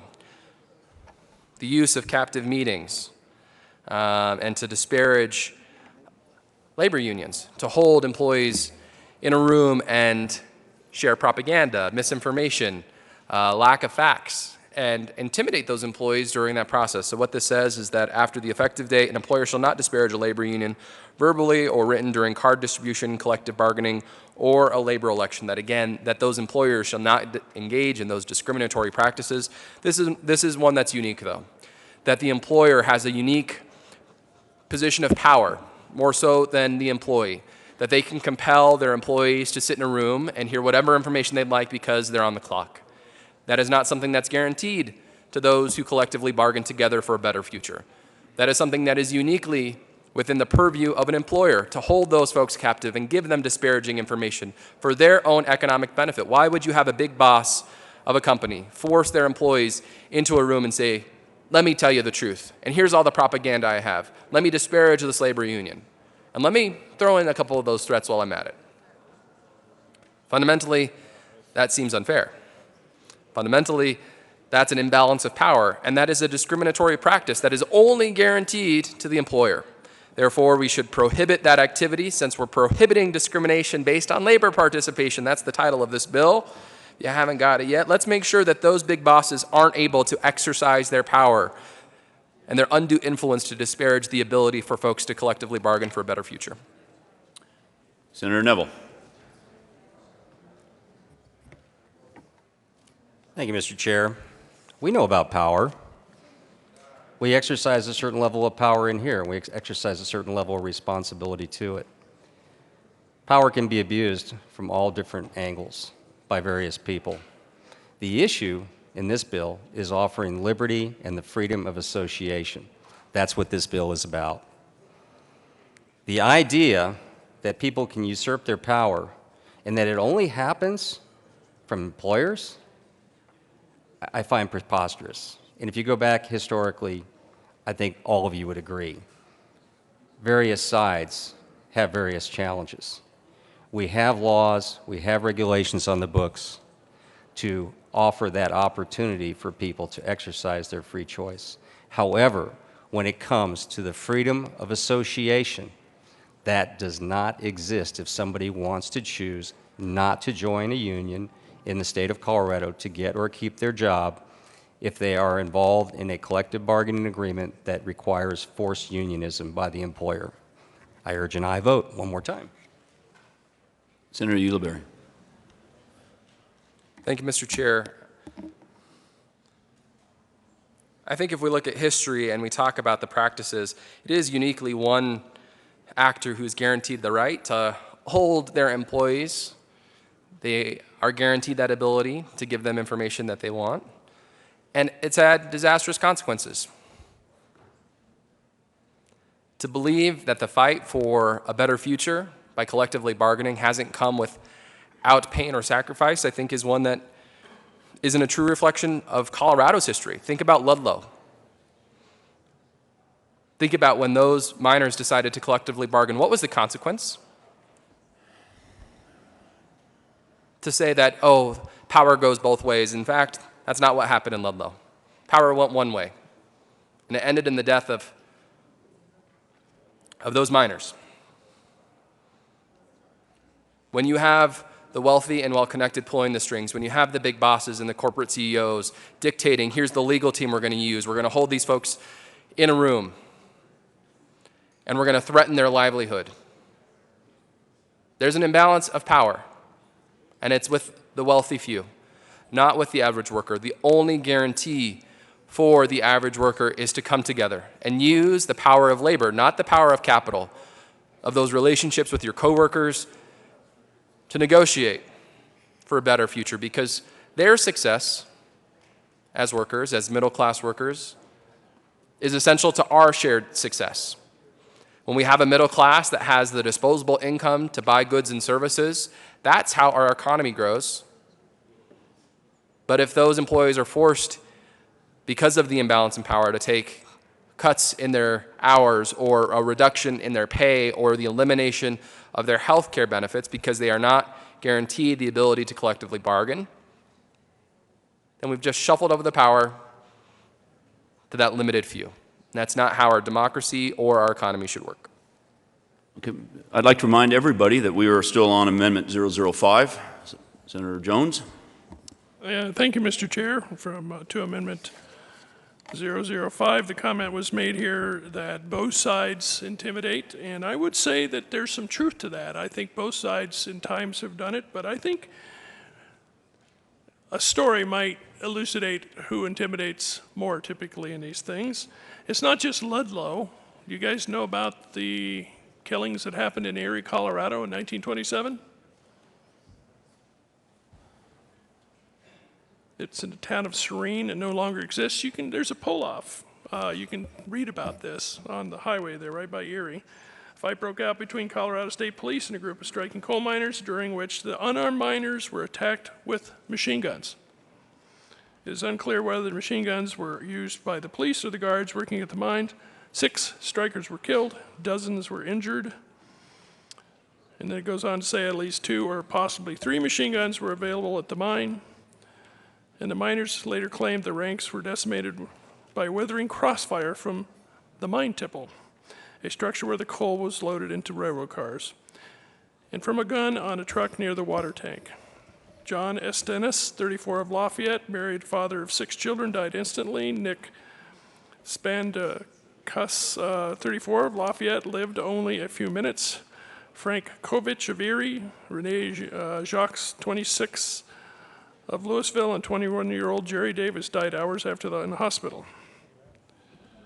The U.S. flag Davis carried was riddled with 17 bullet holes and stained with blood.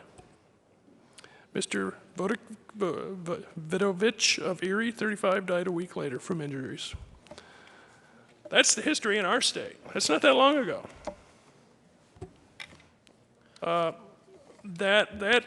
believe me, when you talk to people in this movement, a lot of them know about that and Ludlow because they're touchstones for them. And so the things that led to that were intimidation and issues disparaging labor unions, verbally or written. That's the kind of thing that causes problems. This amendment says you can't do that. You can't escalate. And if both sides are culpable, what's the problem with this amendment where you can't escalate? I ask for a yes vote. Any further discussion on L005? Seeing none, the motion before the body is the adoption of Amendment L005. All in favor, say aye. Aye. Opposed, no. No. The noes have it, and the amendment fails. Any further discussion on 070? Senator Ulibarri. There is an amendment on the desk.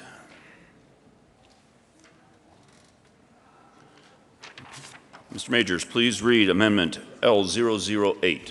Amendment L008. Senator Ulibarri.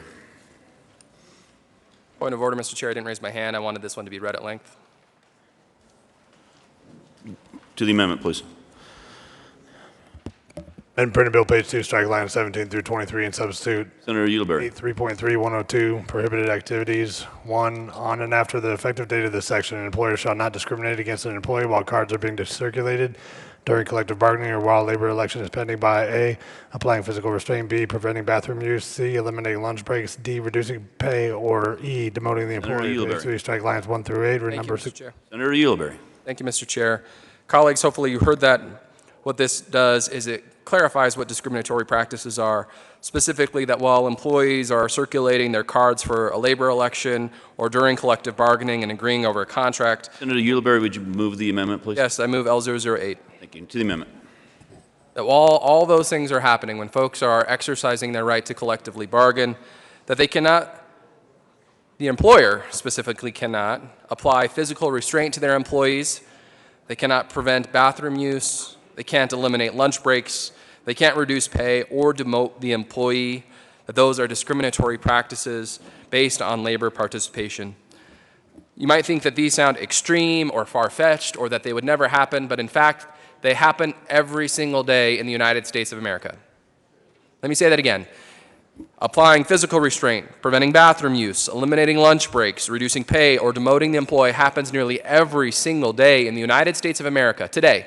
in 2016. Oh, just from the floor. Where? Let's talk about the poultry factories in North Carolina, where folks attempted to collectively bargain, and what happened is the lights were turned down and folks were hosed down with fire hoses.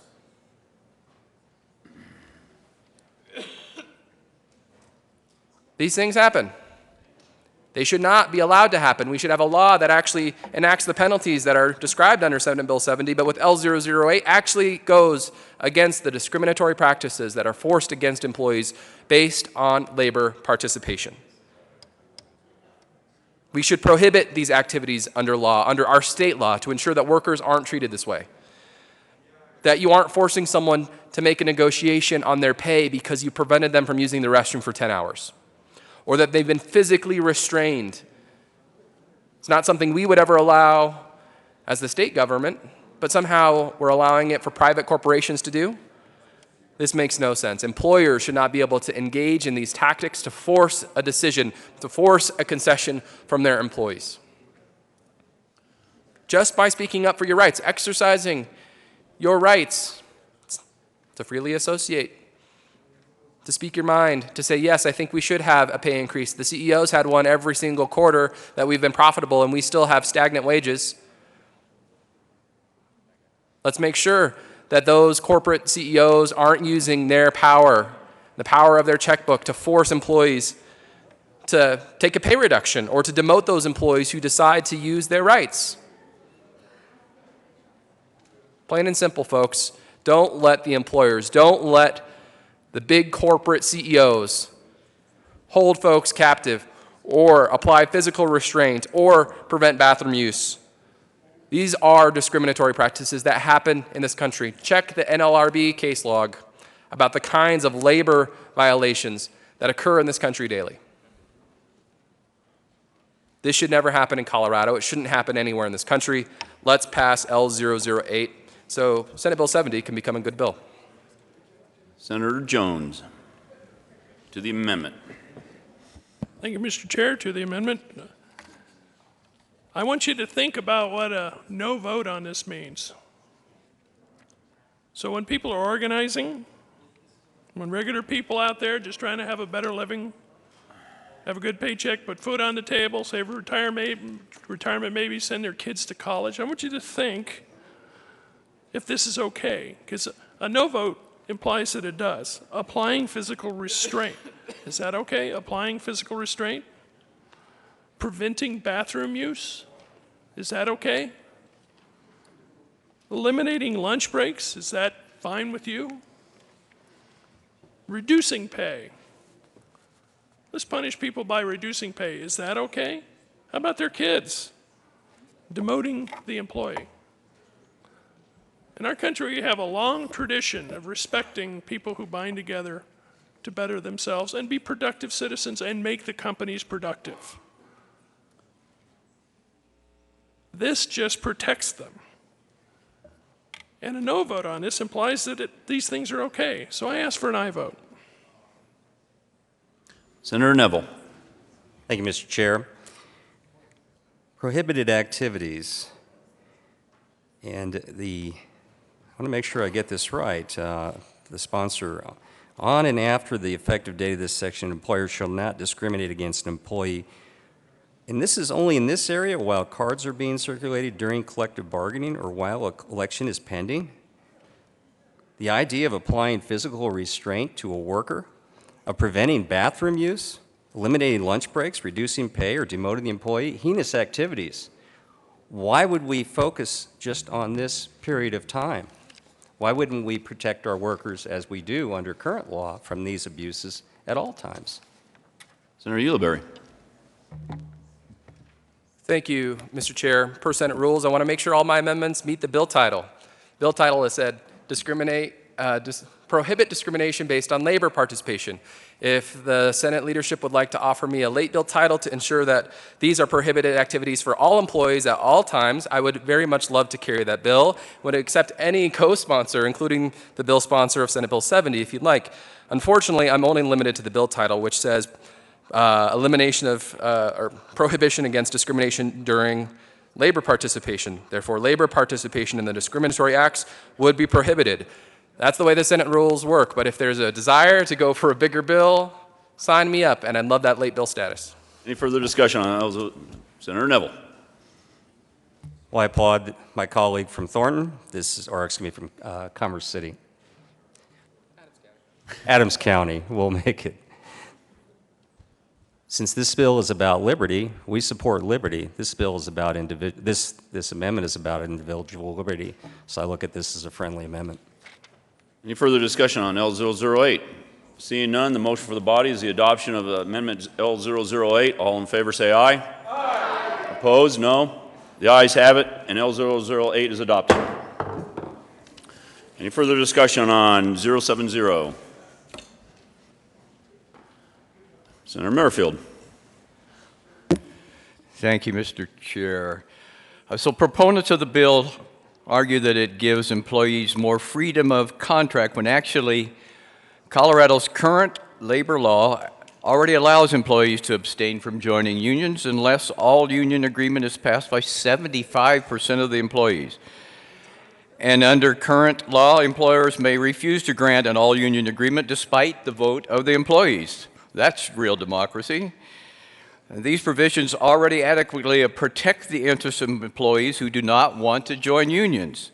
This bill is not needed under current law. And additionally, not one complaint has been filed with the Department of Labor and Employment requesting a revocation of an all-union agreement in the last 3 years. What this bill does is undermine unions as a whole. And because unions are required to equally represent members and non-members alike, membership in unions will decline because non-members will be able to free ride off the salaries and benefits negotiated by members. And why that's really important to me as a former teacher is summarized in an article that I just ran across in one of my education magazines recently, a report from the Center for American Progress, which says, children whose parents belong to a union and those who grew up in geographic areas with high union membership climb higher on the career ladder and earn more money as adults. According to Bargaining for the American Dream, What Unions Do for Mobility, a report from the Center for American Progress.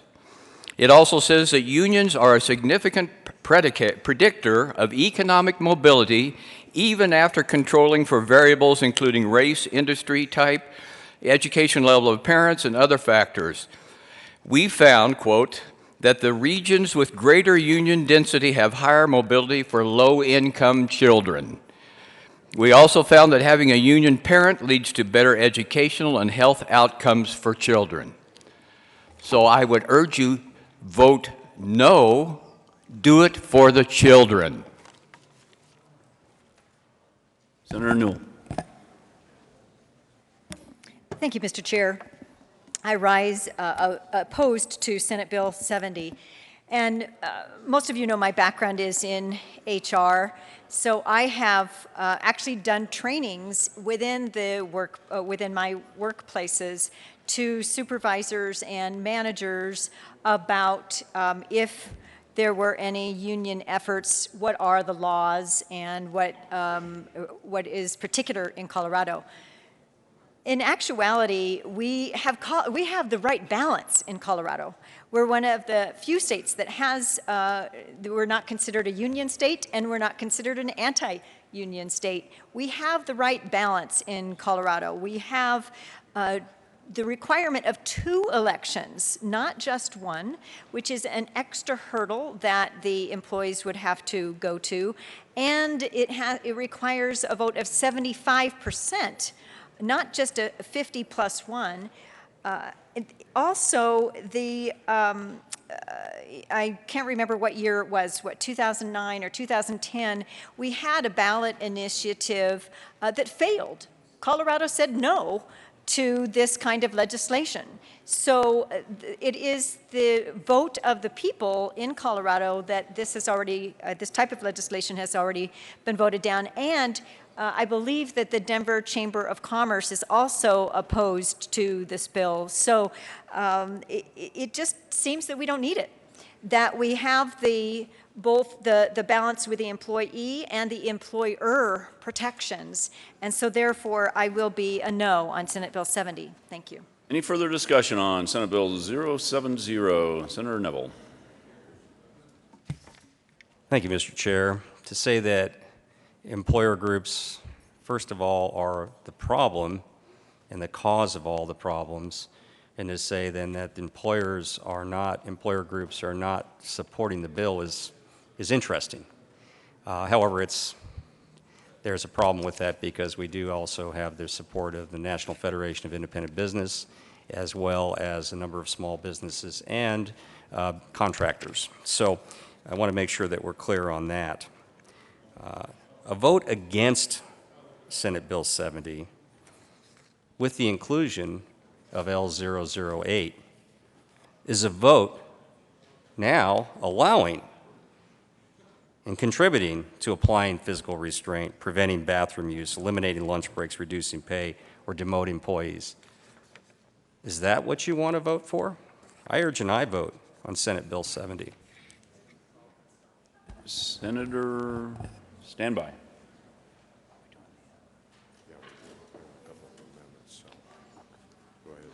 I'll see if I can get a little talk.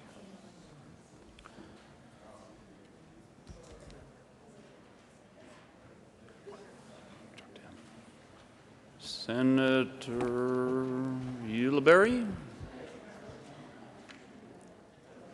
Stand by.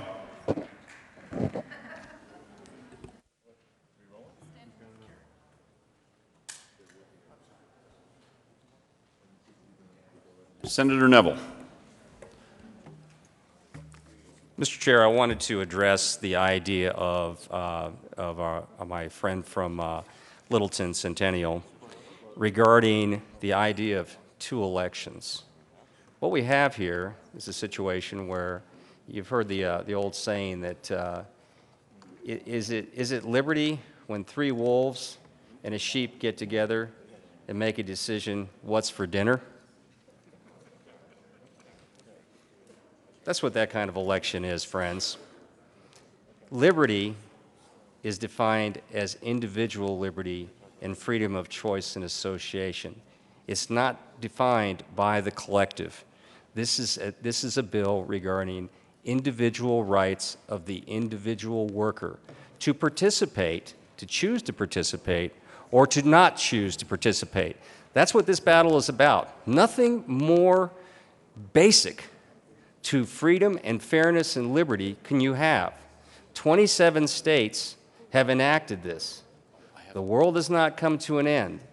Those states are in a better situation than they were. They are freer, they have more liberty, and they have more economic opportunity than they did before they passed this law. So, again, I would appreciate an aye vote.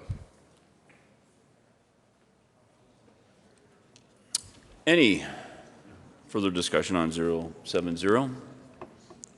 Honestly, any more discussion on 70, Senate bill? Majority Leader Scheffel.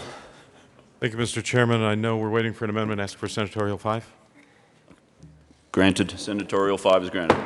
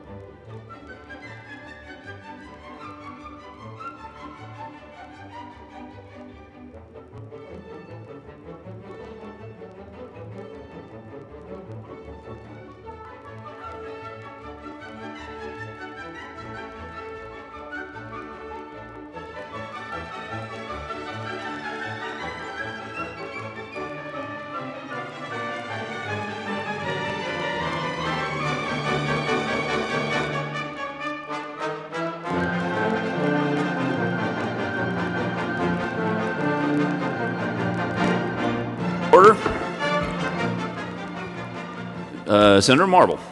Thank you, Mr. Chair. I offer Amendment SB 070L009. This amendment is reimbursement of dues, which states upon a labor organization. Stand by. I don't have the amendment yet. It's not on the desk. I apologize. I know. I apologize. Senator Marble, please move Amendment L009. Or actually, Mr. Majors, please read the title to L009. Amendment L009, Senate Bill 70 by Senator Marble. Senator Marble to L009. Thank you, Mr. Chair. This amendment L009 is reimbursement of dues upon a labor organization member's resignation from labor organization membership. The labor organization shall refund the member his or her labor organization dues on a pro rata basis within 30 days of the member's resignation. And I ask for an aye vote. Any further discussion on L009? Seeing none, Senator Jones. I ask for a no vote. Any other discussion on L009? Senator Lundberg. Thank you, Mr. Chair. I ask for an aye vote. Thank you, Senator Lundberg. Any further discussion? Senator Holbert? Senator Neville? Thank you, Mr. Chair. Requested Senatorial 5. Senatorial 5 is granted.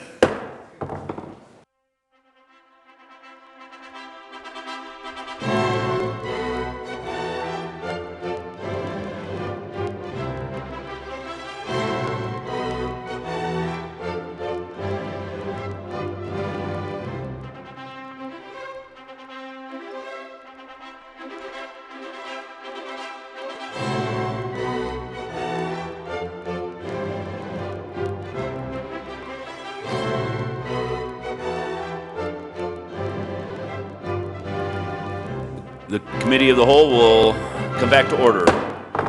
Senator Marble. Thank you, Mr. Chair. I renew my motion for L009 and ask for an aye vote. Any further discussion on L009? Seeing none, motion for the body is the adoption of L009. All in favor say aye.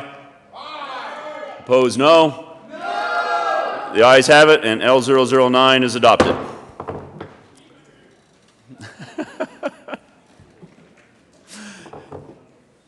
Is there an amendment on the desk? There is an amendment on the desk. Mr. Majors, please read L010. Amendment L010, Senate Bill 70 by Senator Lundberg. Senator Lundberg. Thank you, Mr. Chair. I move Amendment 10. This is a fairly straightforward amendment that simply requires that, well, I'll read it. A labor organization shall not use an employee's membership dues for political contributions without the express consent of the employee. This consent must be in an opt-in form. This is a very reasonable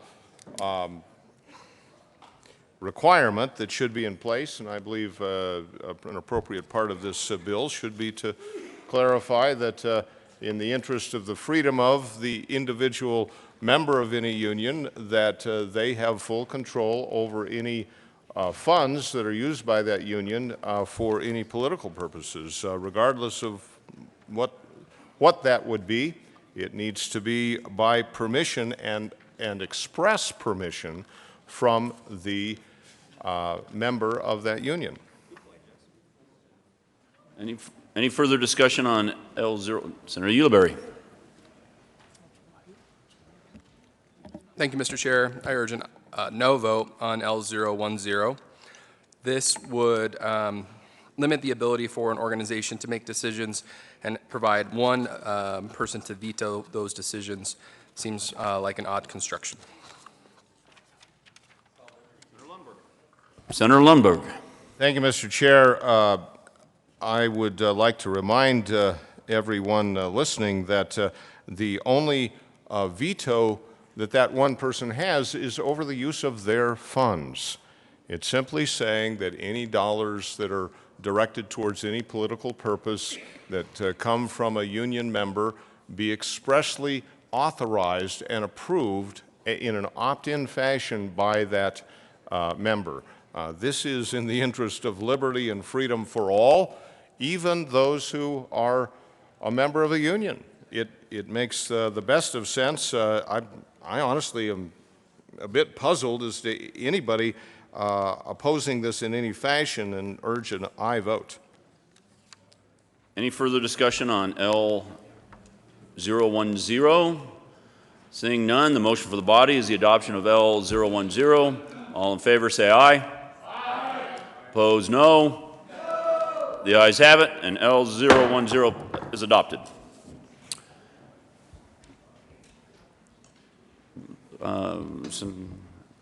We will be waiting for an amendment, so stand by again.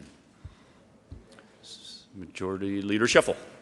Thank you, Mr. Chairman. I know another amendment is about to come out as per Senatorial 5 while we wait for that. Senatorial 5 is granted.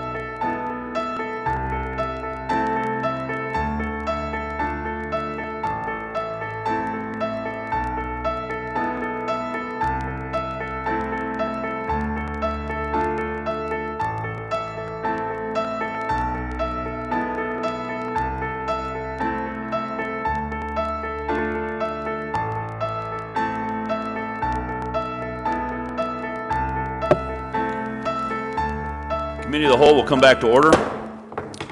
There is an amendment on the desk.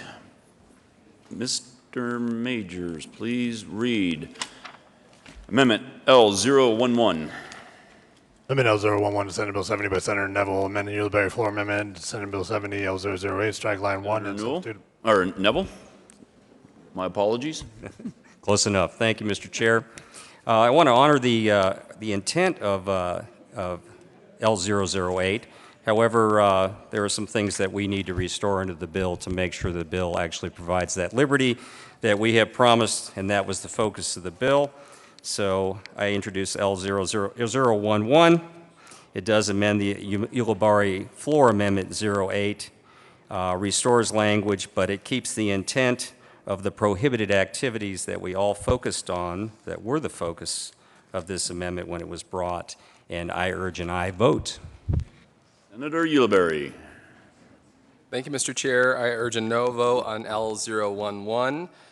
My amendment was very clear. L008 prohibited discriminatory actions against employees during their labor participation. This would essentially gut my amendment. I wanted to be clear. We received unanimous acclamation here on the floor of the Senate. It was heralded as a kumbaya moment, a friendly amendment is I think what it was called, because it took out those harmful provisions that would hinder the ability for workers to collectively bargain. It was right there, line 1, you got to read it. That's what it did. This would strike out that provision and would unfortunately take the bill back to its untenable position previously. So I urge a no vote on L011. Please go with the unanimous intent that was expressed in the acclamation earlier and vote against L011. Senator Neville. Thank you, Mr. Chair. That honesty word. I move L011 and urge an aye vote. Any further discussion on L011? Seeing none, the motion for the body is the adoption of L011. All in favor say aye. Aye. Opposed, no. No. The ayes have it, and L011 passes, is adopted. Any further discussion on Senate Bill 070? Seeing none, the motion, Senator Heath. Thank you, Mr. Chair. Just real quickly, this bill was heard in Business, Labor, and Technology. And we got really a wonderful historical presentation on the Labor Peace Act of 1943, which basically put into balance labor management relations in the state of Colorado, and that has been maintained ever since 1943, and it has worked amazingly well. We are, as one of the previous, one of my previous colleagues spoke to the fact that we are one of the most successful economic states in the whole country, lowest unemployment. In fact, we have a labor shortage, not an excess. There's absolutely no reason since 1943 to upset that balance, and this bill does exactly that. It basically upsets the balance between business and labor, a partnership which this state has enjoyed since 1943, and it has served us exceptionally well. I've had the honor and privilege in my life of managing plants that are both union and non-union, and all about whether it is one or the other, it's about partnership. And we created a partnership in this state with the Labor Peace Act of 1943. This bill destroys that balance and destroys that partnership. I would strongly urge a no vote. Any further discussion on Senate Bill 070? Seeing none, the motion for the body is the adoption of Senate Bill 070. All in favor say aye. Opposed, no. No. The ayes have it, and Senate Bill 070 is adopted. Mr. Majors, please read Senate Bill 017. Senate Bill 17 by Senator Neville and Representative Neville concerning allowing a law-abiding person to carry a concealed handgun without a permanent condition and therewith preserving current laws restricting the carrying of concealed handguns on certain property, including school grounds. Majority Leader Scheffel. Hey, Mr. Chairman, I move that the committee lay over Senate Bill 17 to February 22nd. Motion for the body is that we lay over Senate Bill 017 to February 22nd. All in favor say aye. Opposed, no. The ayes have it, and Senate Bill 17 is laid over to February 22nd. Majority Leader Scheffel. Thank you, Mr. Chairman. I move the committee rise and report. Motion for the body is that we rise and report. All in favor say aye. Opposed, no. Ayes have it.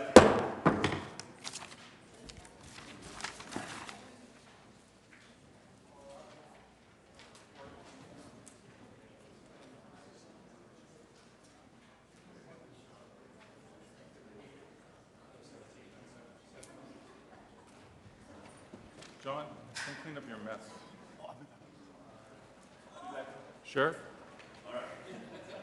Got no room to work here. Amy was right.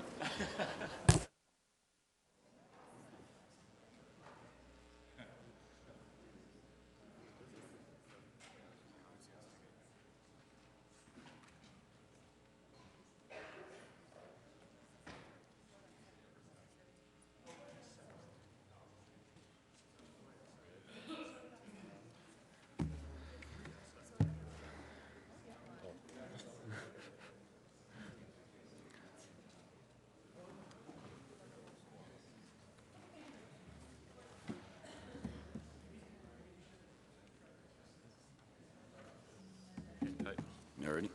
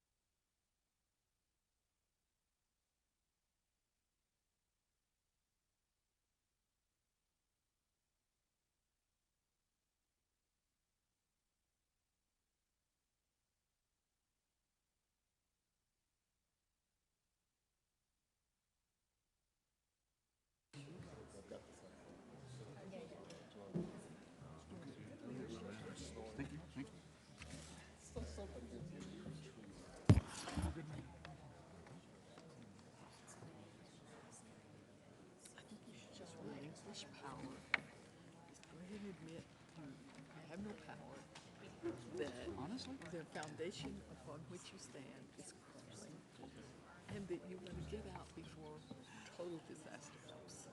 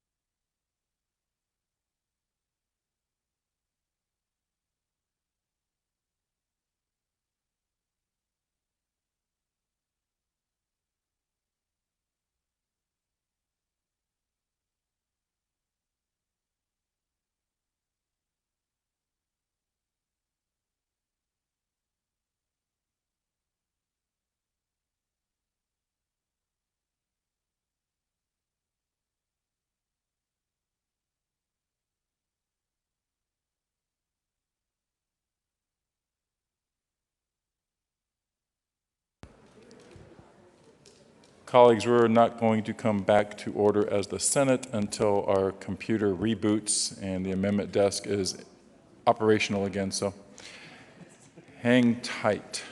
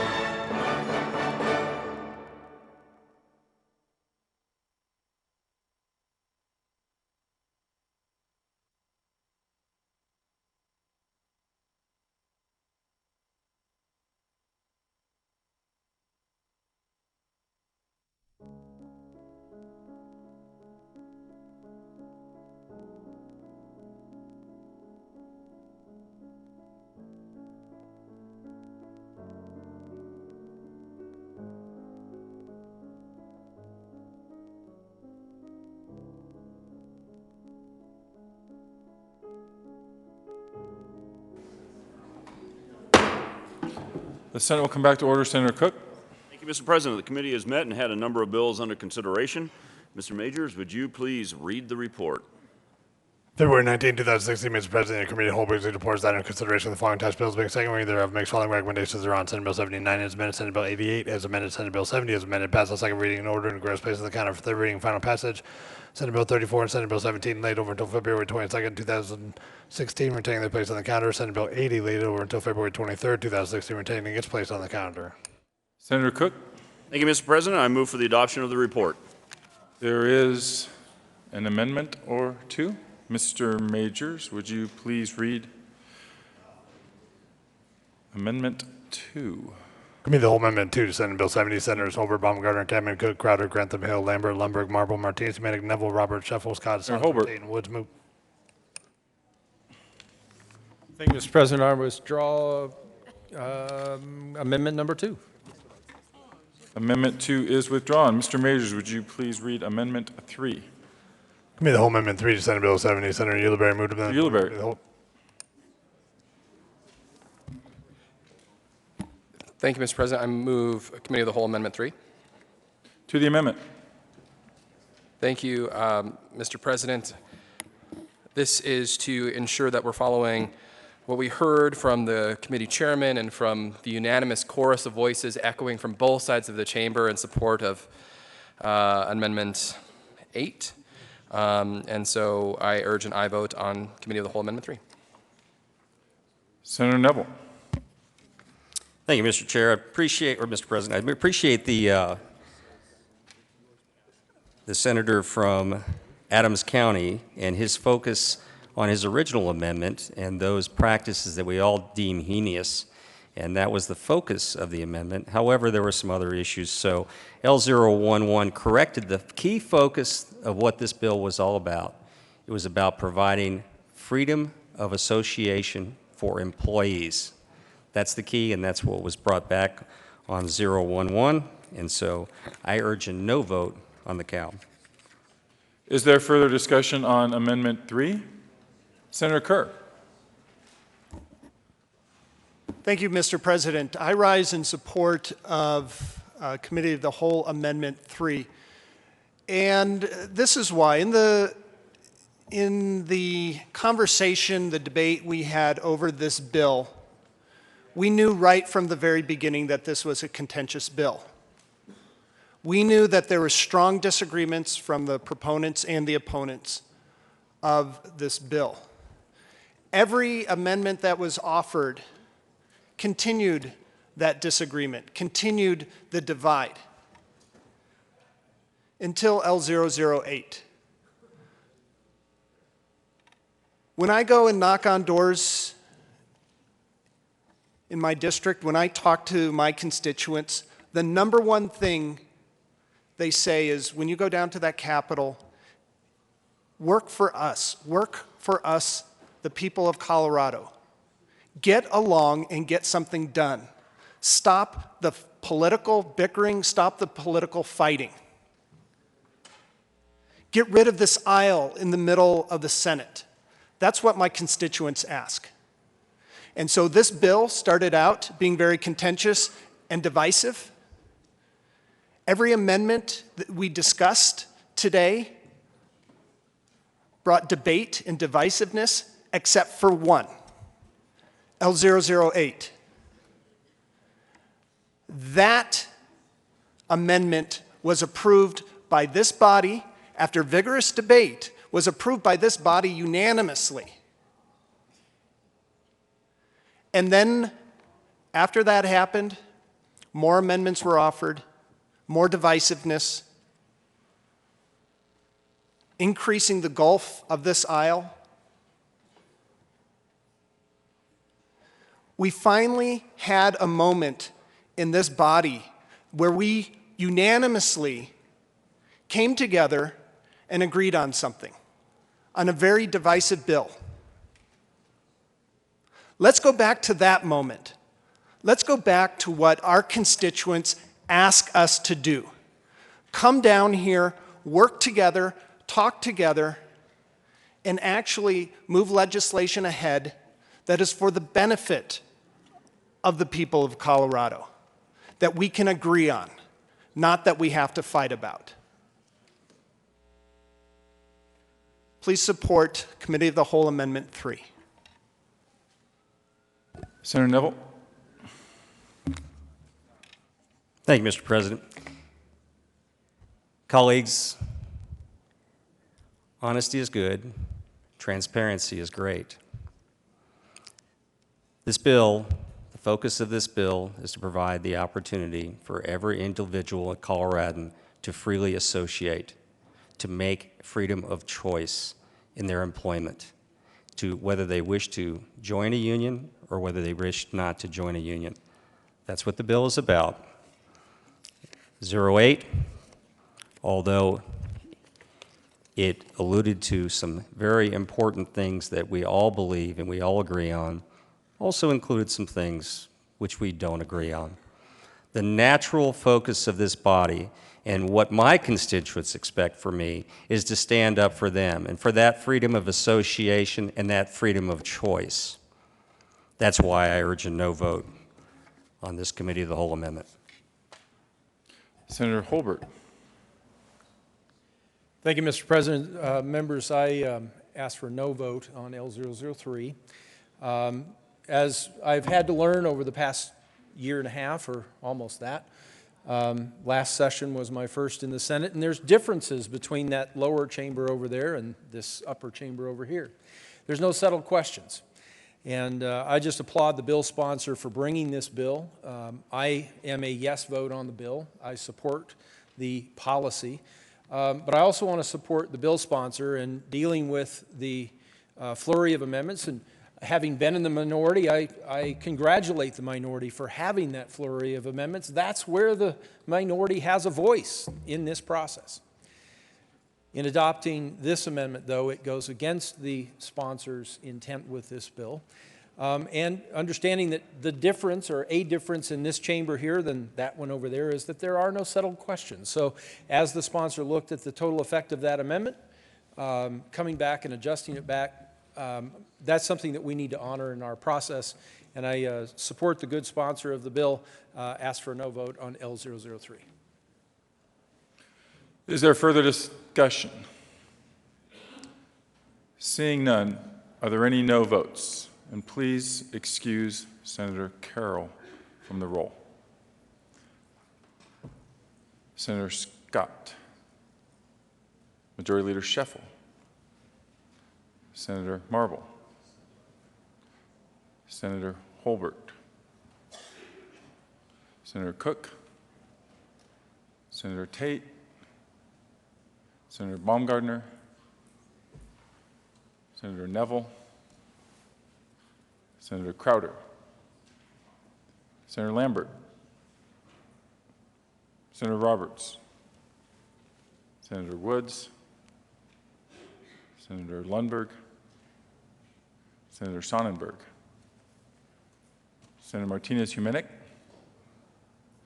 Senator Grantham, Senator Hill. Please include the President.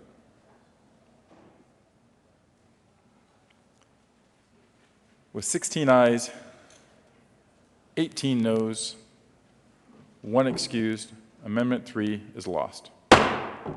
Mr. Majors, would you please read Amendment 4? Committee Ulibarri. Thank you, Mr. President. I move Committee of the Whole Amendment 5, or 4, I'm sorry. To the amendment. This is an amendment to say that L007 did pass. Is there further discussion? Senator Holbert. Thank you, Mr. President. I ask for a no vote on L004. As I mentioned earlier, I like how this bill is constructed, written, drafted currently, in that it is a two-way consideration. An employer shall not require or prohibit. And this amendment, in my opinion, would turn that around to just be a one-way street. I think the sponsor has it right and would ask for a no vote on the Cow amendment. Senator Neville. Thank you, Mr. President. I urge a no vote on Committee of the Whole 4. We've had this discussion, and I think we've had a vibrant discussion. However, we've rejected this amendment once, and I urge your rejection again. I urge a no vote on Cal 4. Is there further discussion? Seeing none, are there any no votes? Majority Leader Scheffel, Senator Baumgardner, Senator Hill, Senator Cook, Senator Scott, Senator Lundberg, Senator Crowder, Senator Roberts, Senator Tate, Senator Martinez-Humenick, Senator Grantham, Senator Neville, Senator Woods, Senator Marble, Senator Sonnenberg, Senator Holbert. Please have the President.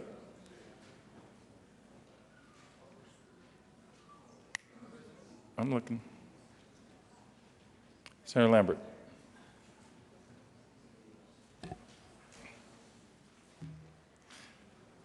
With 16 ayes, 18 noes, 0 absent, 1 excused, Committee of the Whole Amendment 4 is lost. Mr. Majors, would you please read Committee of the Whole Amendment 5?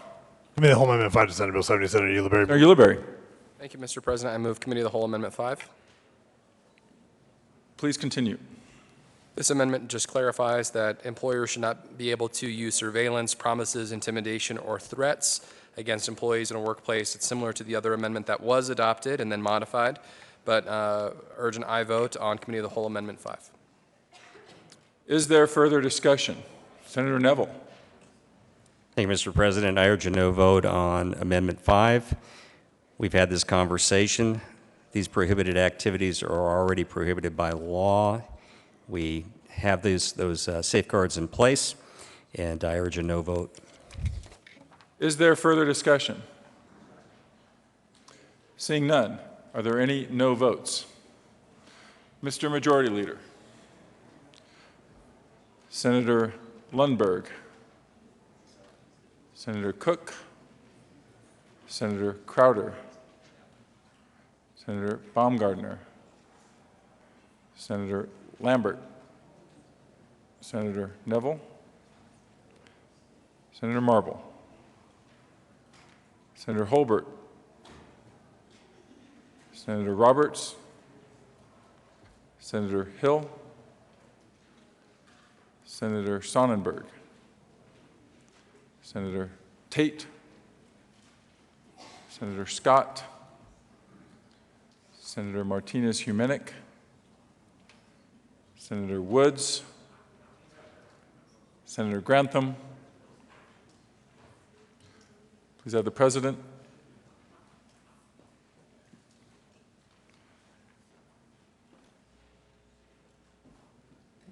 With 16 ayes, 18 noes, 0 absent, 1 excused, Committee of the Whole Amendment 5 is lost.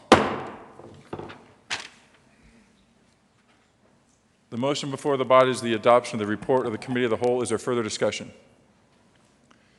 Seeing none, are there any no votes? With 34 ayes, 0 noes, 0 absent, 1 excused, the report of the Committee of the Whole is adopted. Senate Bill 79 is amended, Senate Bill 88 is amended, Senate Bill 70 is amended, passed on second reading and ordered engrossed and placed on the calendar for third reading and final passage. Senate Bill 34, Senate Bill 17 laid over until February 22nd and retaining their place on the calendar. Senate Bill 80 laid over until February 23rd and retaining its place on the calendar.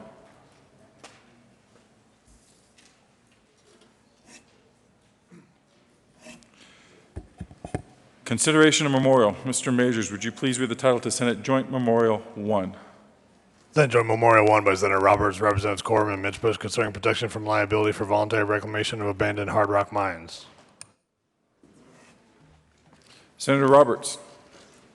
Thank you, Mr. President. I move Senate Joint Memorial 1 and the Agricultural, Natural Resources, and Energy Committee report.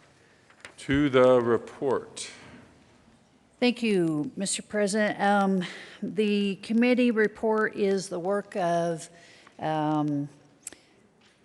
those who are interested in this and had felt a little more wordsmithing was needed to get this to the right place. And so we pulled various groups together and came up with the amendment language, and it was adopted in the Agricultural Committee. Is there further discussion on the committee report? Seeing none, are there any no votes?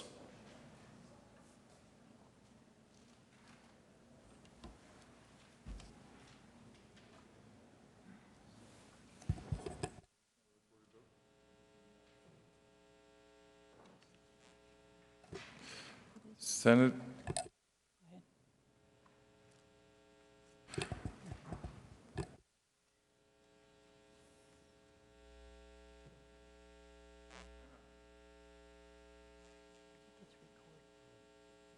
It's not showing. There we go. There we go. With 34 ayes, 0 noes, 0 absent, 1 excused, the committee report is adopted. To the memorial. Thank you, Mr. President. This is a memorial, not in the typical way.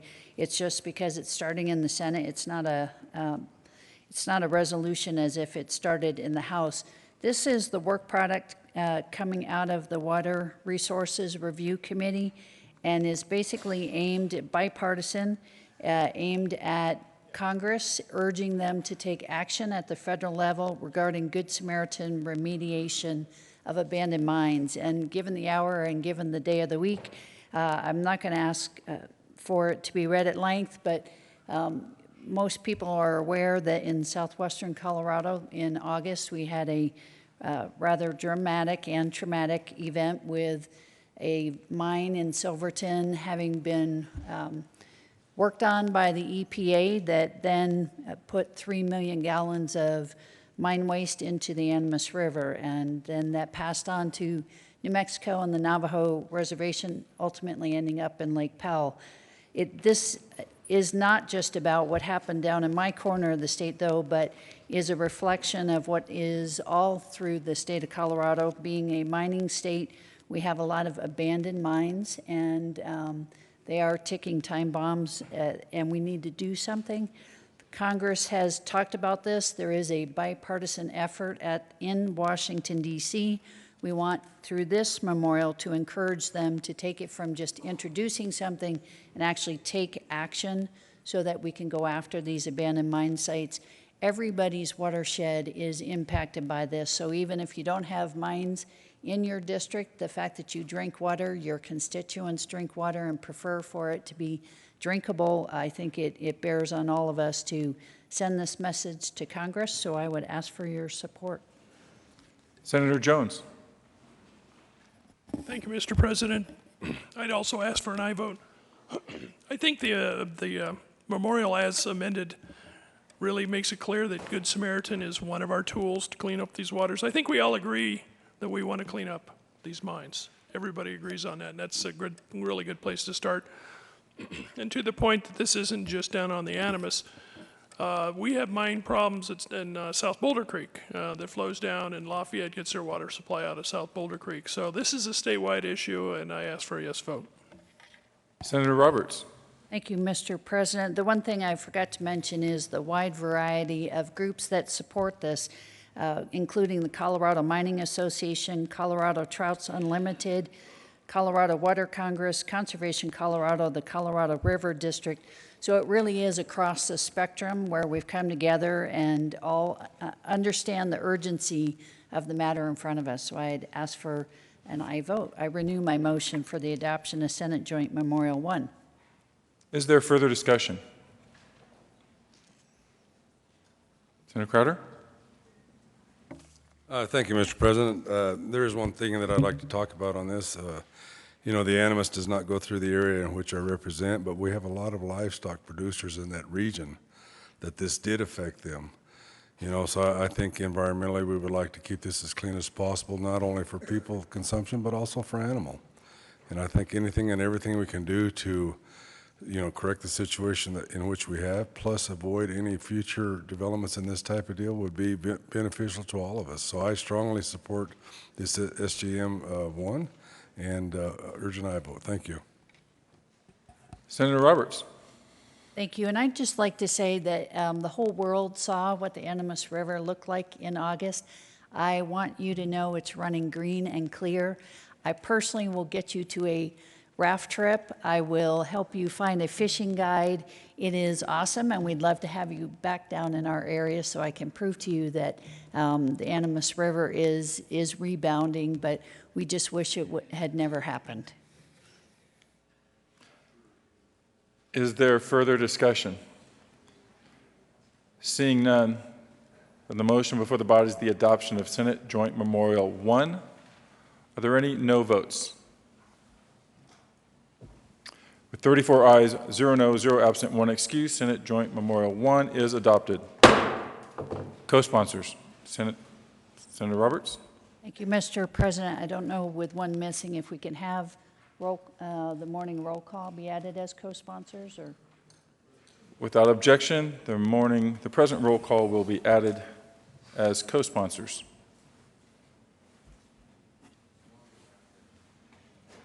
Message from the House.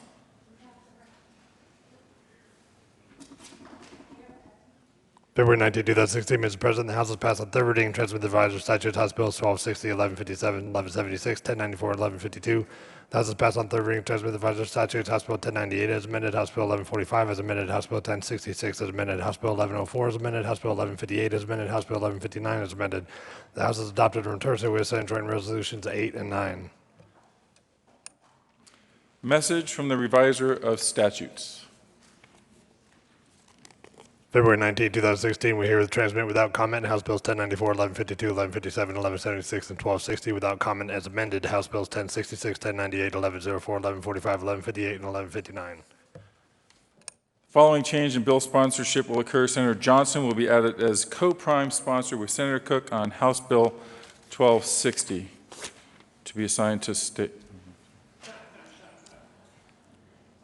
Consideration of governor's appointments consent calendar. Mr. Majors, would you please read all of the appointments on the consent calendar? Members of the Transportation Commission for a term expiring July 1st, 2017, Heather M. Berry of Westminster, Colorado, serve as a commissioner from the 4th Transportation District, reappointed. For term expiring July 1st, 2019, Nolan E. Schreiner of Colorado Springs, Colorado, serve as a commissioner from the 9th Transportation District, appointed. Edward James Peterson of Lakewood, Colorado, serve as a commissioner from the 2nd Transportation District, reappointed. Kathleen R. Gilliland of Livermore, Colorado, serve as a commissioner from the 5th Transportation District, reappointed. Kathy I. Connell of Steamboat Springs, Colorado, serve as a commissioner from the 6th Transportation District, reappointed. Stephen Leon Hoffmeister of Haxton, Colorado, serves as a commissioner from the 11th Transportation District, reappointed. Majority Leader Shuffle. Thank you, Mr. President. I move that the Senate confirm the governor's appointments listed on the consideration of governor's appointments consent calendar, which includes members of the Transportation Commission. You've heard the motion. Is there further discussion? Seeing none, are there any no votes on any of the appointments?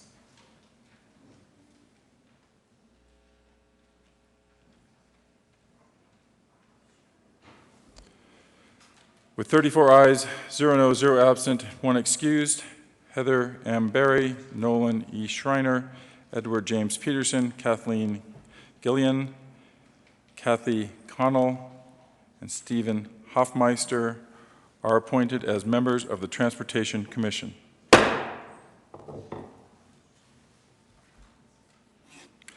Announcements. Senator, it's a race.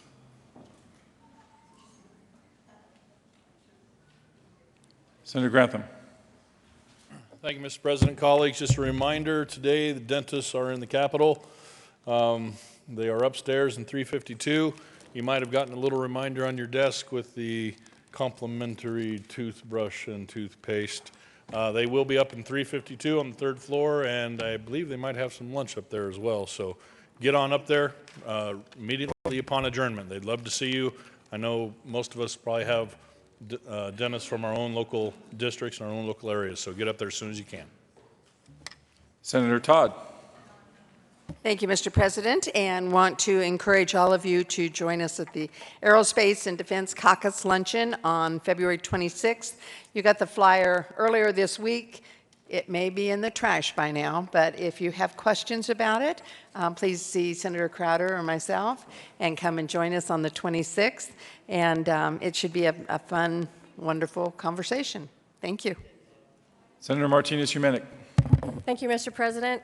And colleagues, on your desk today, you got the little card with the red dress. If you would please, in honor of today being Red Dress Day here at the Capitol, and being mindful of heart care for women, if you would please either wear this or provide it to your aide or intern to wear around today, that would be very much appreciated. Thank you. Further announcements? Senator Newell? No? Okay. Making sure. Jury Leader Sheffel. Thank you, Mr. President. In the absence of further announcements, I move that the Senate adjourn to 10 a.m. Monday, February 22nd. You've heard the motion. All those in favor say aye. Aye. Opposed, no. The ayes have it. The Senate will be adjourned until 10 a.m. Monday, February 22nd.